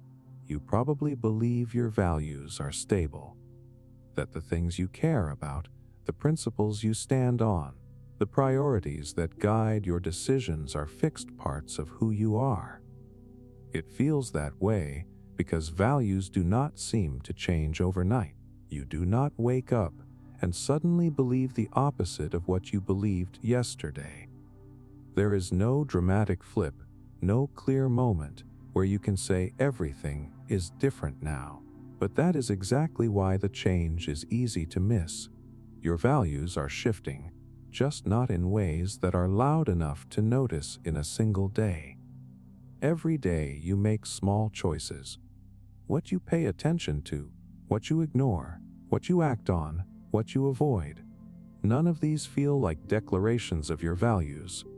They feel like normal decisions, responses to situations, things you do without thinking too much about them. But your brain is tracking patterns, not intentions. It is not asking what you say matters. It is watching what you repeatedly choose. If you consistently give your time to something, your brain starts to treat it as important. If you repeatedly avoid something, your brain begins to lower its priority. These are subtle signals, but they accumulate. Over time, they start to influence how your internal system ranks what matters. Then you go to sleep, and this is where the shift deepens. During sleep, your brain processes the patterns of your day. It strengthens connections that were used more often and weakens those that were not. It integrates your recent actions with your existing beliefs, adjusting how everything fits together. This is not a conscious process. You are not deciding to change your values. Your brain is updating them based on what you reinforced. So when you wake up, you are not holding your values in exactly the same way. They have been slightly adjusted. Not enough to feel like a change, but enough to influence your next set of decisions. This is how values drift. It is not about sudden transformation. It is about repeated alignment or misalignment between what you believe and what you do. If your actions consistently support a certain priority, your brain strengthens that priority. It becomes easier to choose it again.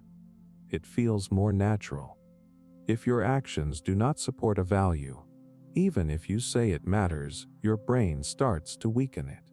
It becomes less central. You might still believe it intellectually, but it does not guide your behavior in the same way. This creates a gap.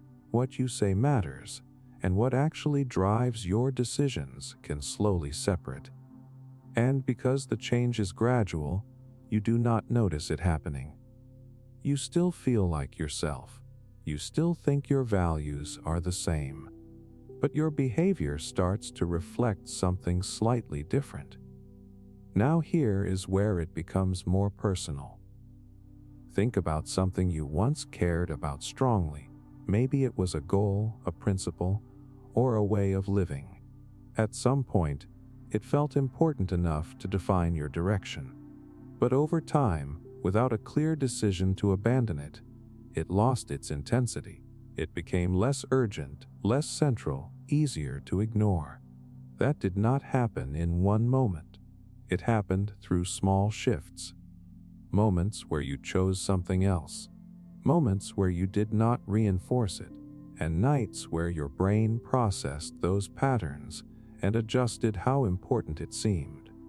The opposite can also happen. Something that once felt minor can grow in importance. Not because you made a formal decision, but because you kept returning to it. You gave it attention, time, energy.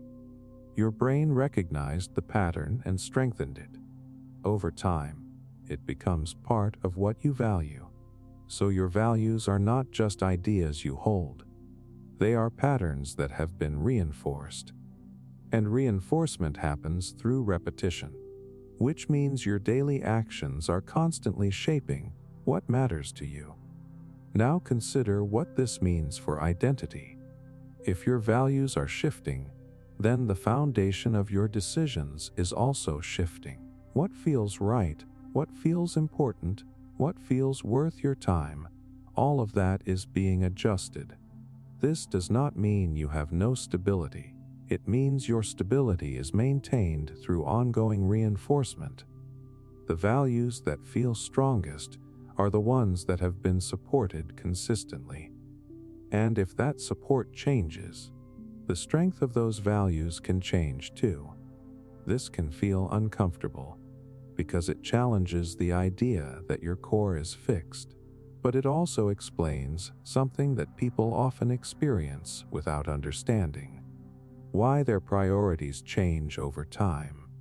Why something that once felt essential no longer feels the same. Why new things start to matter without a clear reason. It is not random. It is the result of repeated patterns being processed and reinforced. Now here is the part that is easy to overlook. You do not need to consciously decide to change your values for them to shift. Your behavior is enough. What you repeatedly do is what your brain treats as evidence of what matters, and that evidence is used to update your internal hierarchy. So every day, you are not just acting based on your values. You are reshaping them. And every night, Your brain is taking that data and adjusting how those values are represented. This is why consistency matters more than intensity. A single strong moment does not define your values. Repeated smaller moments do, because those are the patterns your brain recognizes and reinforces. Over time, this creates a version of you that feels aligned with what you do most often, even if that was not what you originally intended. So the idea that your values are stable is partly an illusion created by gradual change. They feel stable because they do not shift all at once, but they are always moving, adjusting, refining. Which means something simple but powerful. You are not just living according to your values. You are continuously updating them through what you repeat, what you prioritize, and what your brain decides to strengthen while you sleep. And those updates, small as they are, shape the direction of who you are becoming, one day at a time. How sleep deprivation freezes personal growth. You can push through a lack of sleep for a while and still feel like yourself. You can show up, get things done, even think you are functioning normally. That is what makes it deceptive. Because on the surface, it feels like nothing fundamental has changed. You are still making decisions, still reacting, still moving forward. But underneath that surface, something important has started to slow down. Not your energy alone, but your ability to evolve. Sleep is not just recovery. It is where your brain processes experience, updates patterns, and adjusts how you think, feel, and act. When you remove or reduce that process, you are not just staying tired. You are interrupting the mechanism that allows change to take hold. And without that mechanism, growth does not just slow, it starts to freeze. During the day, you generate input. Every choice, every reaction, every thought adds to the raw material your brain needs to learn and adapt. But that material is not immediately turned into change. It needs to be processed. It needs to be sorted, reinforced, or reduced. That is what sleep does. When you are sleep deprived, that processing becomes incomplete. Your brain still collects information, but it does not fully organize it. It does not properly strengthen the patterns that should become easier. It does not effectively weaken the patterns that should fade. So instead of refining your behavior and thinking, it keeps you in a loop of repetition. You end up reacting in the same ways, thinking the same thoughts, making similar decisions, even when you want to change. It feels like you are trying, but nothing is sticking. That is because the reinforcement is not happening at the level it needs to. Now consider what happens to your thinking when you are consistently tired. Your focus narrows. You rely more on familiar responses because they require less effort. You become less flexible in how you approach problems. New ideas feel harder to access. It is not that you cannot think differently. It is that your brain defaults to what is already established, and those defaults get used more often, which means they get reinforced more. Even without proper sleep, your brain is still strengthening patterns based on repetition. But because your range of thinking is limited, you are reinforcing a narrower set of responses. Over time, this creates rigidity. Instead of expanding your way of thinking, you start to solidify it. And that rigidity makes growth harder. Now bring emotions into this. Sleep deprivation affects how you regulate what you feel. You become more reactive. Small things trigger stronger responses. Stress feels heavier. Negative thoughts are easier to access. Positive ones feel less stable. This shifts how you interpret situations. Instead of seeing multiple possibilities, you are more likely to focus on what feels threatening or uncomfortable. That bias influences your decisions. your reactions, your behavior. And because those reactions are repeated, they start to become patterns. But here is the problem. Without proper sleep, those emotional patterns are not being processed and adjusted effectively. They are being experienced, but not fully integrated, so they linger. They repeat. They shape your behavior without being refined. This creates a cycle where you are not just reacting more strongly, but also carrying those reactions forward without reducing their intensity. That is not growth. That is accumulation. Now think about learning. Whether it is a skill, a mindset, or a new way of behaving, learning requires reinforcement. You need to repeat something, and then your brain needs to strengthen that pathway. Sleep is where that strengthening happens. Without it, the connection remains weak. You might understand something intellectually. You might even practice it during the day. But if your brain does not process and reinforce it during sleep, it does not become easier the next time, so you feel like you are starting over again and again.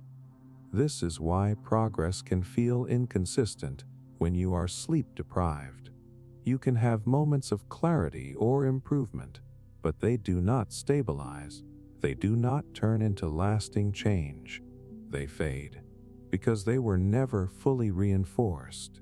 At the same time, old patterns remain strong because they have been reinforced over a longer period, so you get pulled back into them, not because you lack effort, but because the system that supports change is not functioning properly. Now consider your sense of self. If your brain is not effectively processing new experiences, your identity becomes more fixed around existing patterns. You keep seeing yourself in the same way because nothing new is being integrated deeply enough to shift that view. Even if you try to act differently, it does not feel natural. It does not stick, so you default back to what feels familiar. Over time, this creates the feeling of being stuck. Not just tired, but unable to move forward internally, like you are repeating the same version of yourself, and that is exactly what is happening. Without proper sleep, your brain is not updating your internal model effectively. It is maintaining what already exists. Growth requires both change and stabilization. You need to experience something new, and then you need your brain to integrate it so it becomes part of you. Sleep deprivation disrupts that second part. It leaves experiences unfinished, and unfinished experiences do not transform you. They just pass through. Now here is something important. This does not mean you cannot function without sleep. You can still perform tasks, solve problems, and get through your day. But functioning is not the same as evolving. You can move forward externally while staying the same internally. And that gap can grow over time. You might achieve things, complete work, handle responsibilities, but still feel like you are not changing in the ways that matter to you. That feeling is not just psychological. It reflects a real limitation in how your brain is processing and reinforcing patterns. Now think about long-term impact. If sleep deprivation continues, the patterns you reinforce during that time become more ingrained. Because you are relying on a narrower set of responses, those responses get stronger. And because new patterns are not being reinforced effectively, they struggle to take hold. So the longer this continues, the harder it becomes to shift. Not because change is impossible, but because the balance of reinforcement is working against you. Old patterns are getting stronger. New ones are staying weak. That is what freezes growth. It is not a complete stop. It is a slowing down of change combined with a strengthening of what already exists. And that combination makes it feel like nothing is moving. Now here is the part that matters most. growth is not just about effort. It is about processing. You can try as hard as you want during the day, but if your brain does not have the conditions it needs to process and integrate that effort, the results will not last. Sleep provides those conditions. It allows your brain to organize, reinforce, and adjust. Without it, you are constantly generating input without completing the cycle, and an incomplete cycle cannot produce stable change, which leads to something simple but easy to overlook. If you feel stuck, repeating the same patterns, struggling to make progress despite effort, it might not just be about what you are doing. It might be about what your brain is not able to finish. Because growth does not only happen when you are awake. It depends on what happens after, when your brain takes everything you experienced and decides what becomes part of you.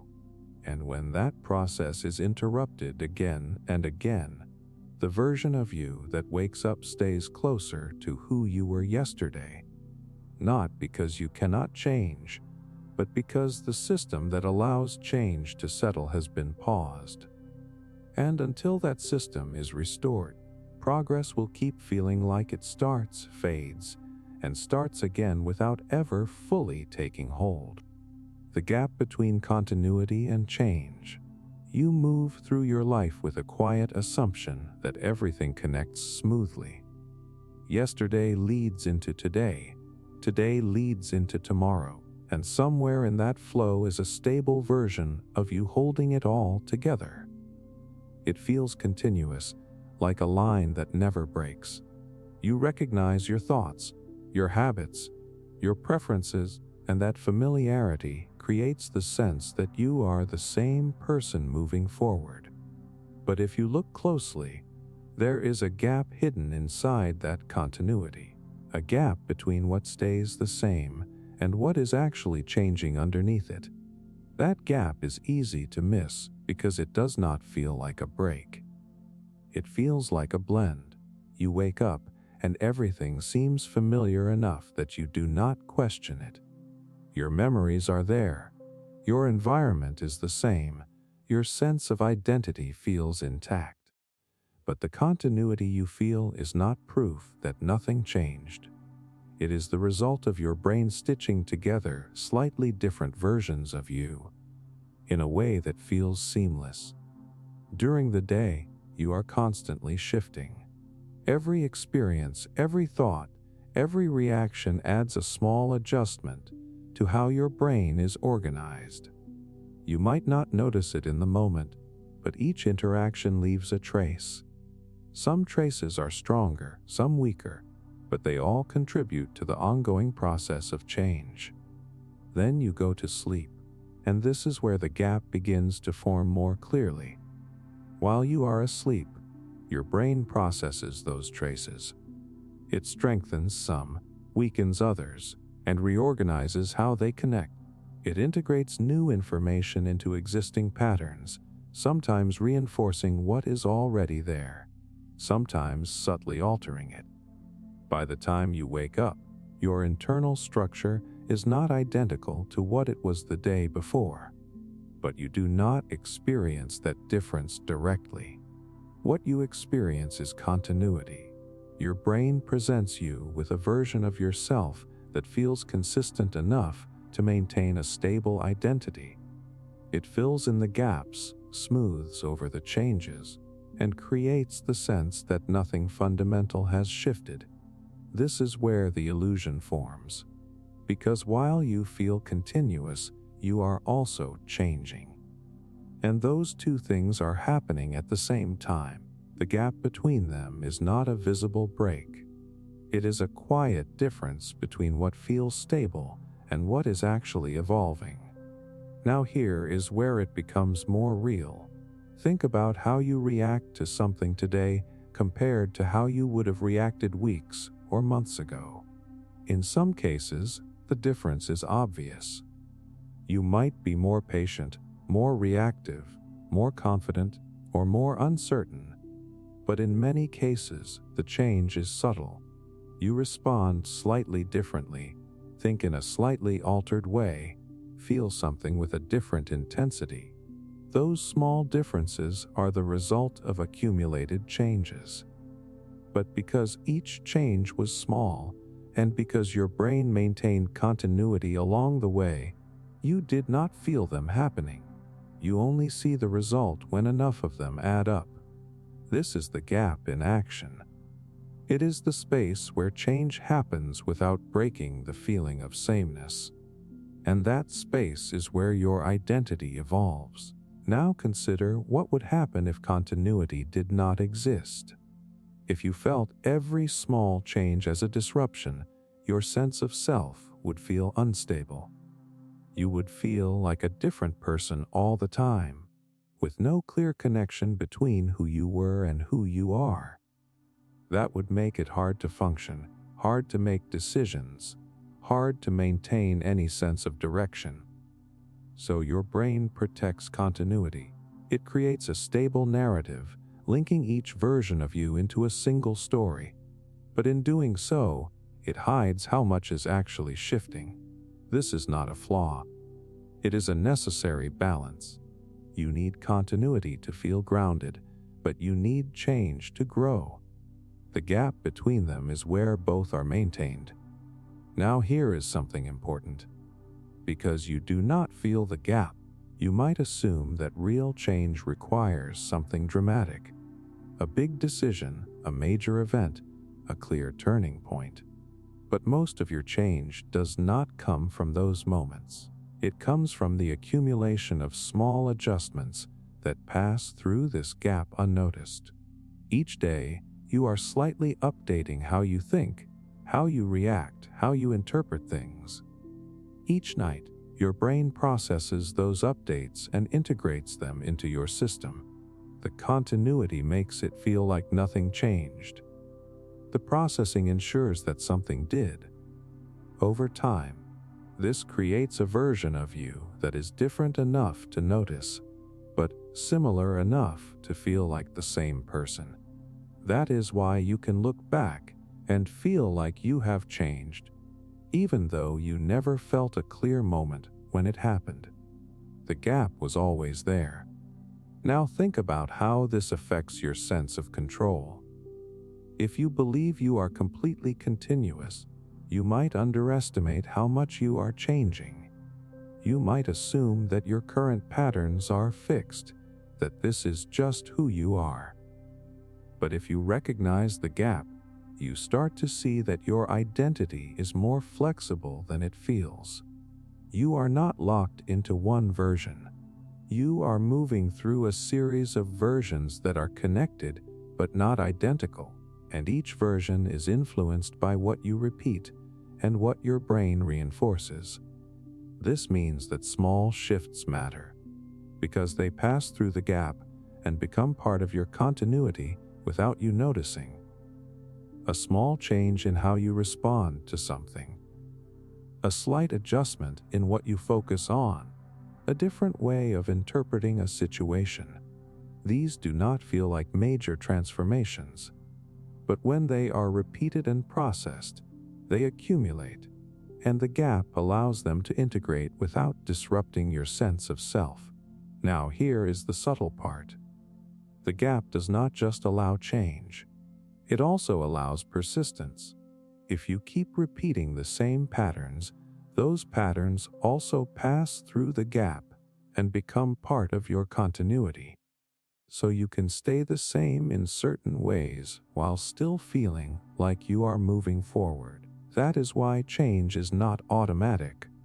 The gap creates the possibility, but what passes through it depends on what you reinforce.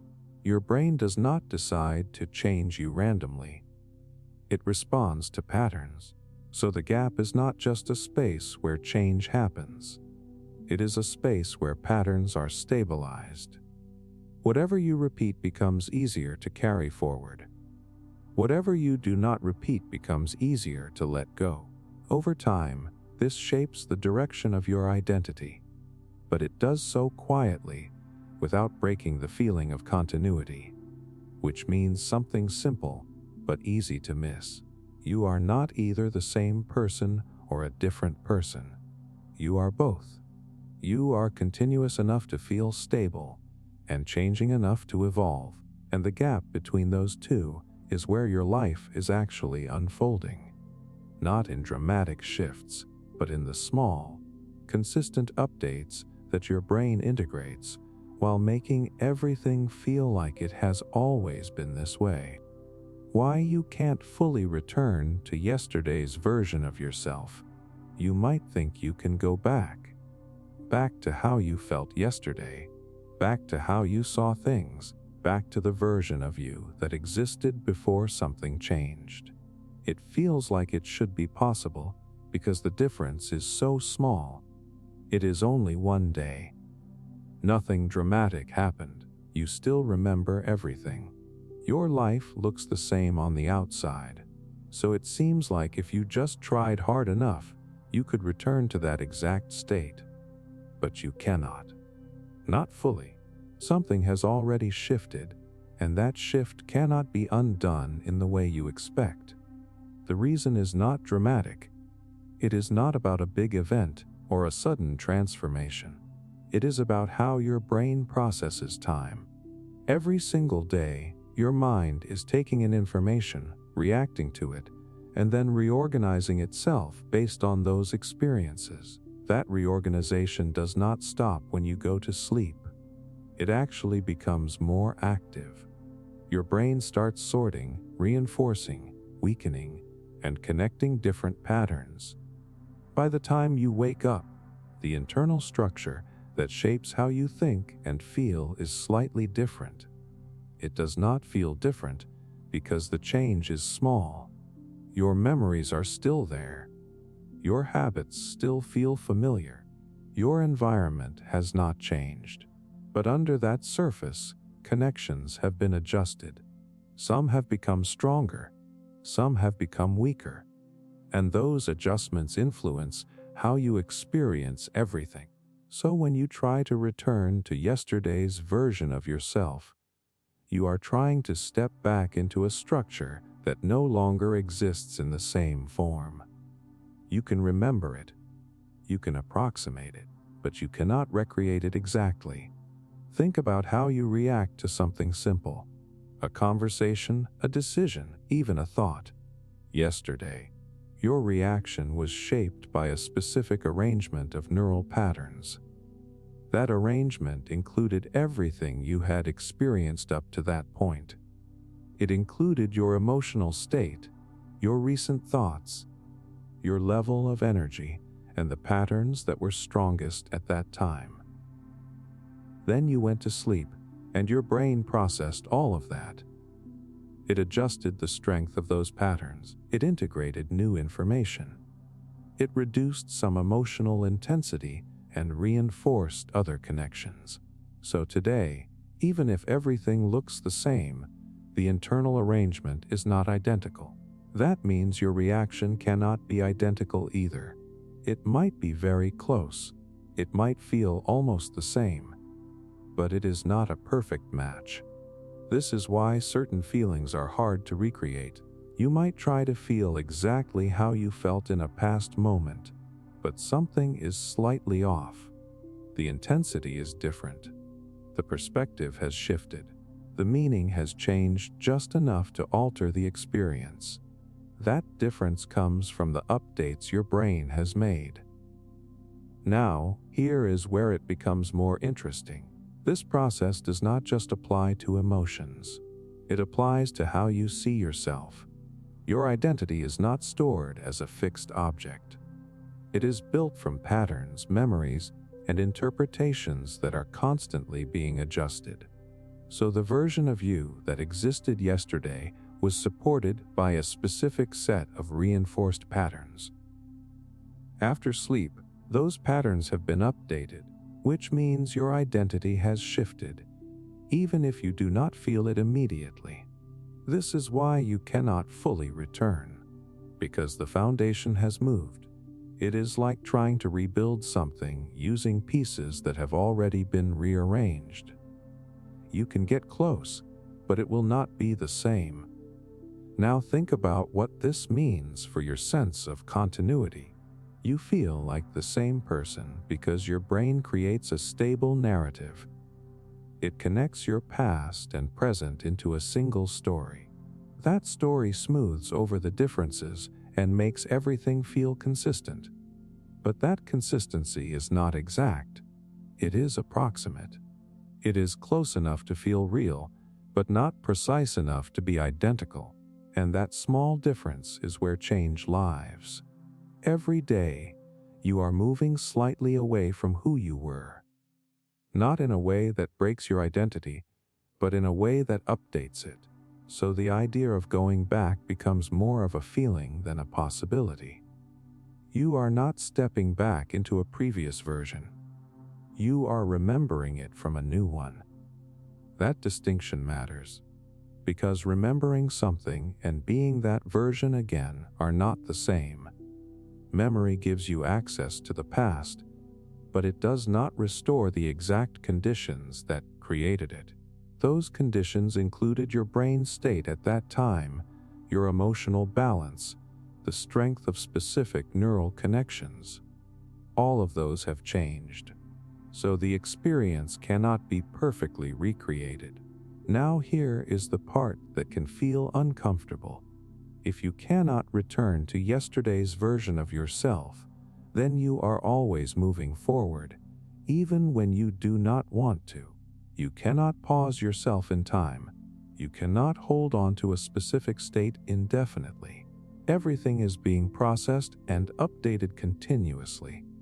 But this is also what allows growth, because if you could return exactly, nothing would ever truly change. You would be able to reset yourself to a previous version, and any progress or learning could be undone. The fact that you cannot fully go back means that change accumulates. Even small adjustments build on each other. Even subtle shifts move you forward. Now consider how this affects your decisions.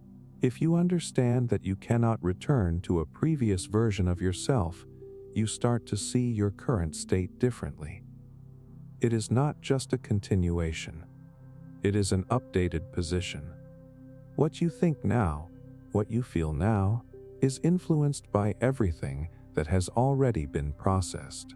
So your perspective is always slightly ahead of where it was. That means you are always working with new information, even if it is subtle, and that subtlety can be easy to ignore. Because the difference is small, you might assume nothing has changed. But the accumulation of those small differences is what shapes who you become. Over time, they create a version of you that is noticeably different. But that version did not appear suddenly. It emerged through countless small updates that you could not reverse. Now here is something simple but powerful. The inability to return is not a limitation. It is a direction. It means your life is not designed to be repeated exactly. It is designed to evolve. Each day adds something, adjusts something, refines something. And once that happens, it becomes part of the system. You carry it forward, whether you notice it or not. So when you think about yesterday, you are not looking at a place you can go back to. You are looking at a version of yourself that existed under conditions that no longer exist in the same way. You can learn from it. You can understand it. But you cannot step back into it completely, because the version of you that is trying to return has already been changed by everything that happened after. And that change, even if it is small, is enough to make yesterday something you can only move away from, not back into. The myth of personal consistency. You like to believe you are consistent, that your decisions line up with your values, that your reactions follow a pattern, that who you are today will show up the same way tomorrow. It feels stable, almost comforting, like there is a solid core underneath everything. But if you pay close attention, that consistency starts to crack. You do not always react the same way. You do not always believe the same things with the same intensity. You do not even feel like the same person across different moments of the same day. And yet, you still carry the idea that you are consistent. That belief is not coming from reality. It is coming from the way your brain constructs a story about you. During the day, your behavior is shaped by context more than you realize. The environment you are in, your level of energy, your recent experiences, even small shifts in mood all influence how you think and act. You might be calm in one situation and reactive in another. You might feel confident in the morning and uncertain at night. None of this feels like inconsistency while it is happening. It just feels like you responding to what is in front of you. But when you look back, your brain does something interesting. It smooths those differences out. It creates a version of your behavior that feels more uniform than it actually was. It links your actions together into a narrative that makes sense, even if the details were messy and varied. So instead of remembering yourself as someone who shifted constantly, you remember yourself as someone who is mostly the same. This is where the myth begins. Because the consistency you feel is not a perfect reflection of how you behave. It is a simplified version that your brain maintains to keep your identity stable. Now here is why that simplification matters. If you believe you are consistent, you start to interpret your behavior in a way that supports that belief. You notice patterns that align with it. You explain away moments that do not. You create reasons for why something felt different instead of accepting that variation is normal. Over time, this reinforces the idea that there is a fixed version of you underneath everything. But in reality, your behavior is dynamic. It changes based on internal and external factors. And those changes are not random. They are part of how your brain adapts. Now bring sleep into this. Every night, your brain processes what you experienced during the day. It strengthens certain patterns and weakens others. It adjusts emotional intensity. It reorganizes how your memories and reactions connect. This means the internal structure that shapes your behavior is being updated regularly. So even if you feel consistent, the system producing your behavior is not static.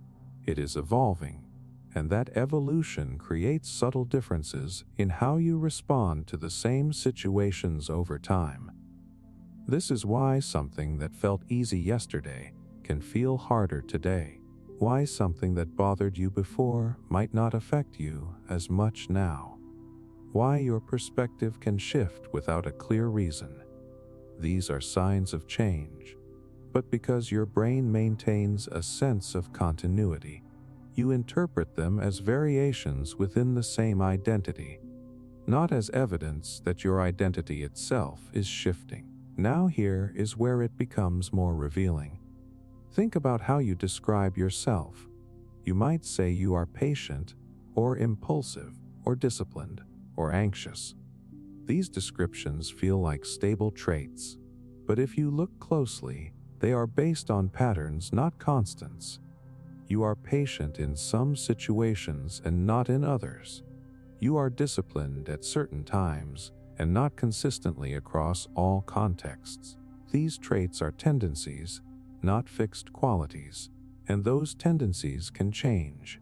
But because your brain prefers a stable narrative, it turns tendencies into identities. It labels them in a way that feels permanent. This makes your behavior easier to understand, but it also hides how flexible it actually is. Now consider what happens when you try to change. If you believe you are a consistent person, change can feel like breaking that consistency. It can feel unnatural, like you are going against who you are. Even if the change is positive, it feels like a disruption. But if you recognize that your consistency is already an approximation, change becomes less about breaking something and more about shifting patterns, because the patterns are already moving. They are already being updated. You are not as fixed as you think you are. And that is not a weakness. It is what allows you to adapt. Now, here is the subtle part. Your brain does not just create the illusion of consistency to simplify your past. It also uses it to predict your future. If it believes you are a certain way, it expects you to behave in line with that identity. That expectation influences your decisions. You start acting in ways that confirm it, even if other options are available. So the myth of consistency becomes self-reinforcing. You believe you are consistent, so you act consistently, which makes the belief feel true. But underneath that loop, variation still exists. Opportunities for different responses are still there. They just require you to step outside the expected pattern. Now bring it back to sleep. Every night, your brain is adjusting the patterns that define your behavior. It is deciding what becomes easier and what becomes less accessible. It is shaping your tendencies based on what you repeated. So, the version of you that wakes up is not identical to the one that went to sleep. It is similar enough to feel continuous, but different enough to create new possibilities. That difference is where change lives.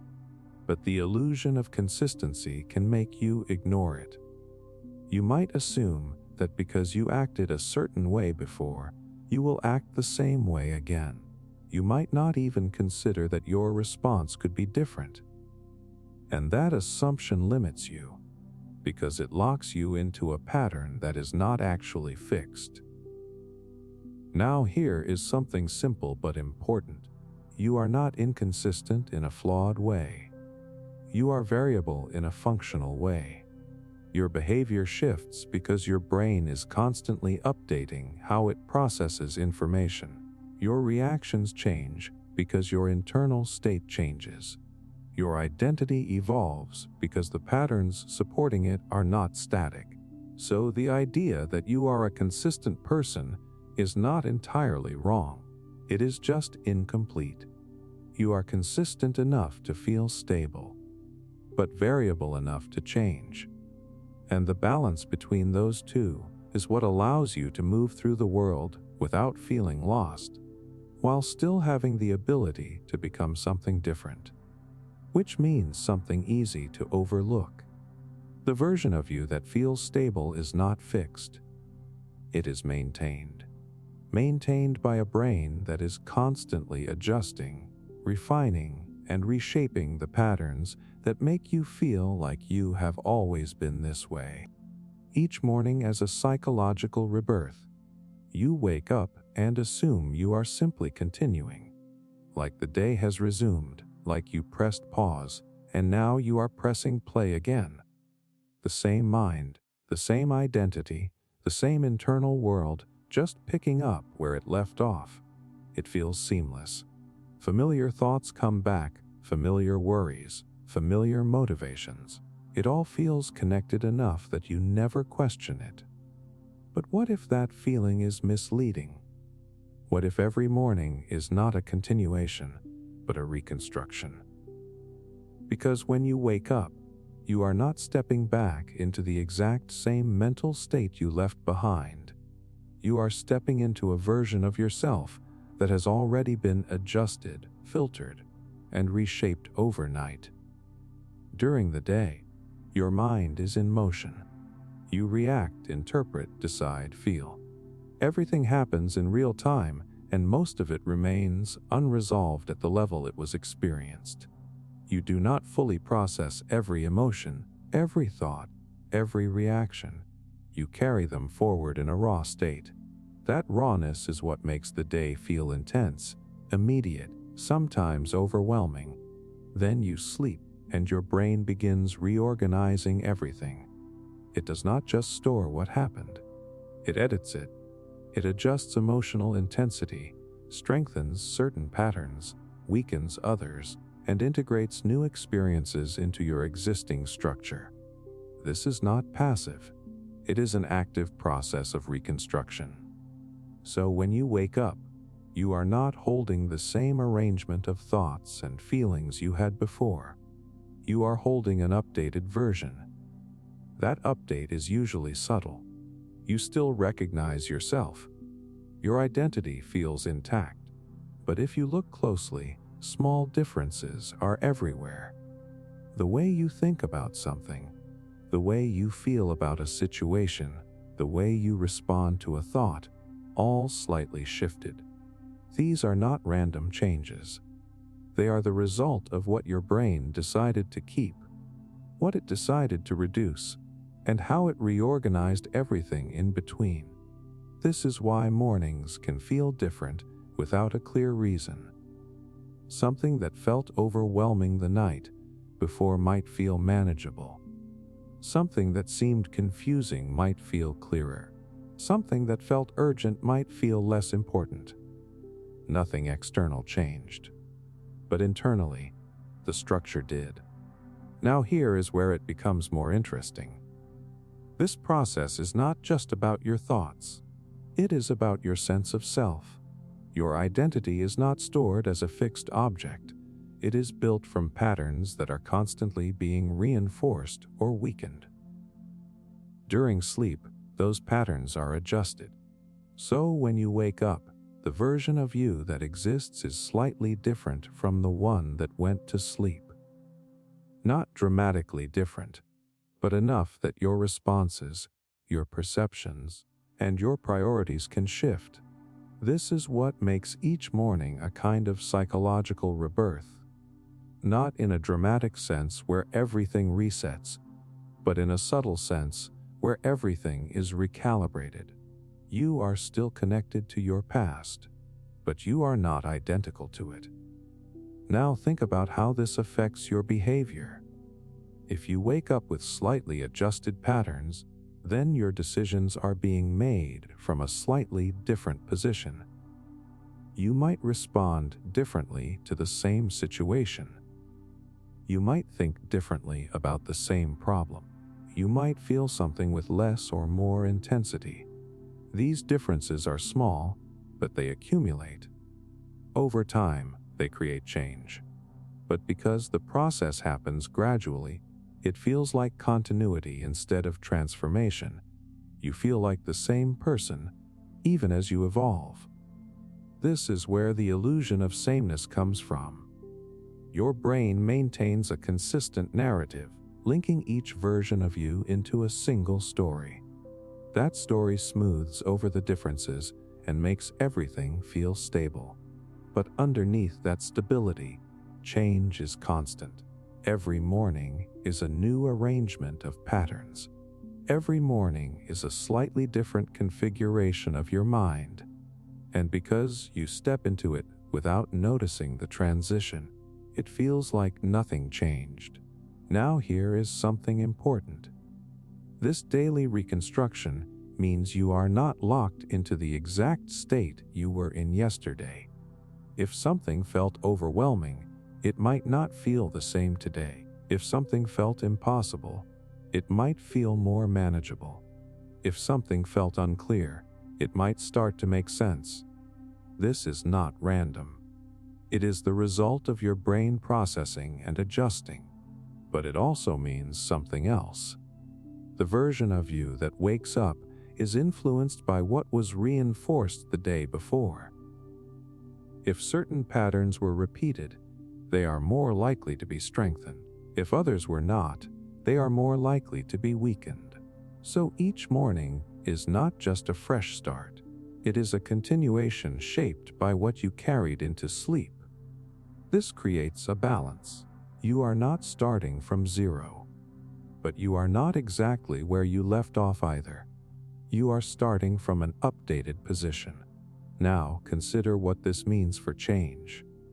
If every morning is a subtle rebirth, then change does not require a single dramatic moment. It can happen through small adjustments that are reinforced and processed over time. You do something slightly different. Your brain processes it. You wake up slightly adjusted. You repeat. And over time, those adjustments accumulate into something noticeable. This is why change can feel slow but real. It is happening at the level of daily updates. Each morning adds a small shift, and those shifts build. Now here is the part that is easy to overlook. Because the changes are small, you might underestimate them. You might assume that if you do not feel dramatically different, nothing has changed. But the absence of a dramatic feeling does not mean the absence of change. It means the change is happening in a way that preserves continuity. Your brain is allowing you to evolve without feeling like you are losing yourself. That is what makes the process stable. Now bring it back to how you see yourself. If you think of yourself as fixed, each morning feels like a continuation of something unchanging.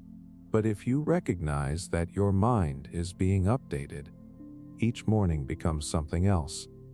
A new version stepping forward. Not disconnected from the past, but not identical to it either. And that perspective changes how you approach your day. You are not just repeating yourself. You are working with a system that has already shifted, which means something simple but powerful. You do not wake up as the exact same person who went to sleep. You wake up as a version that has been processed, adjusted, and slightly redefined. A version that carries your past, but is not limited to it. And that quiet difference, repeated every day, is what slowly turns continuity into transformation. Accepting change as your only stable trait, you spend a lot of time trying to hold yourself steady. You want to know who you are, to define it clearly, to rely on it. You look for patterns in your behavior, consistency in your decisions, stability in your thoughts. It feels necessary, like without that stability, you would lose your sense of direction. So you try to anchor yourself to something solid. A personality, a set of values, a way of thinking that feels dependable. But the more closely you look, the harder it becomes to find something that does not shift. Because even the things that feel stable are changing. Not all at once, not in obvious ways, but constantly. Your reactions evolve, your thoughts adjust, your emotional responses shift in intensity and direction. You notice it sometimes when something that once bothered you does not hit the same way anymore, or when something that never mattered suddenly feels important. These are not random moments. They are signs that your internal structure is moving. And the movement does not stop. Every day, you experience new inputs, conversations, decisions, small reactions, things you barely notice. Your brain takes all of it in. It looks for patterns, it tracks repetition, it measures what stands out. Then you go to sleep, and it begins reorganizing everything. It strengthens some connections, weakens others, adjusts emotional weight, and integrates new experiences into what already exists. So when you wake up, you are not exactly where you were. You are close enough to feel the same, but different enough to be changing. This is the part that creates tension. Because you want stability, but you are built for adaptation. You want something fixed, but your mind is designed to update. And the more you try to force yourself into a fixed identity, the more you start to feel the mismatch. You might say this is who I am, but then your behavior does not fully align. Or your feelings shift, or your perspective changes. And instead of seeing that as natural, it can feel like inconsistency, like something is off. But nothing is off. You are just seeing the process more clearly. The idea that you need to be the same person all the time is not how your mind works. Your brain is constantly adjusting based on what you repeat, what you experience, and what it processes. That adjustment is what allows you to learn to adapt to respond to new situations. Without it, you would be stuck. But because it happens gradually, you do not always recognize it as change. You experience it as variation within the same identity. This is why accepting change feels difficult. It challenges the idea that there is a fixed version of you that you can rely on. But here is something worth considering. What if the only thing that is actually stable about you is the fact that you change? Not randomly, not without direction, but consistently. Every day your brain is updating something. Every night it is reinforcing and adjusting patterns. Every morning you wake up slightly different. That process is reliable. Even if the specific changes are small, the fact that change is happening is constant. So instead of looking for stability in a fixed identity, you can find it in the process itself. The process of adaptation. The process of updating. The process of becoming. Now here is where this shifts how you see yourself. If you accept that change is constant, you stop treating every shift as a problem. You stop assuming that a new reaction means something is wrong, or that a different feeling means you have lost yourself. Instead, you see it as part of the system. You become less attached to maintaining a specific version of who you think you are, and more open to how you are evolving. This does not mean you have no control. It means your control works differently. You do not control yourself by locking into a fixed identity. You influence yourself by shaping what gets repeated. Because repetition is what your brain uses to decide what to strengthen. So if you want certain traits to grow, you reinforce them. You repeat the behaviors, the thoughts, the patterns that support them. Then your brain processes those repetitions and integrates them. And over time, they become part of you, not because you forced them into a fixed identity, but because they were reinforced enough to feel natural. At the same time, patterns that are not repeated begin to weaken. They become less accessible. They fade. This is how change happens, not through a single decision, but through ongoing reinforcement and adjustment. Now think about what this means for the idea of staying the same. If you try to remain exactly as you are, you would have to stop this entire process. You would have to stop learning, stop adapting, stop integrating new experiences, which is not possible. So the effort to stay the same is actually an effort to resist how your mind works. And that resistance creates friction. You feel it when you expect yourself to react the same way, but do not. When you hold onto a belief that no longer fits as strongly. When you try to maintain a version of yourself that is already shifting. Accepting change removes that friction. It allows you to move with the process instead of against it. You still have direction. You still have patterns that define you in the moment. But you do not treat them as permanent. You treat them as current. And that difference matters, because it keeps you flexible. It allows you to adjust without feeling like you are losing yourself. It allows you to grow without needing a complete reset. You are not abandoning who you are. You are updating it continuously. Now here is the simple part that is easy to overlook. You are already changing. You do not have to start. You do not have to force it. It is happening whether you pay attention to it or not. The only real choice is whether you recognize it and work with it, or ignore it and feel confused by the shifts. Because the process will continue either way. Every day, new inputs. Every night, processing.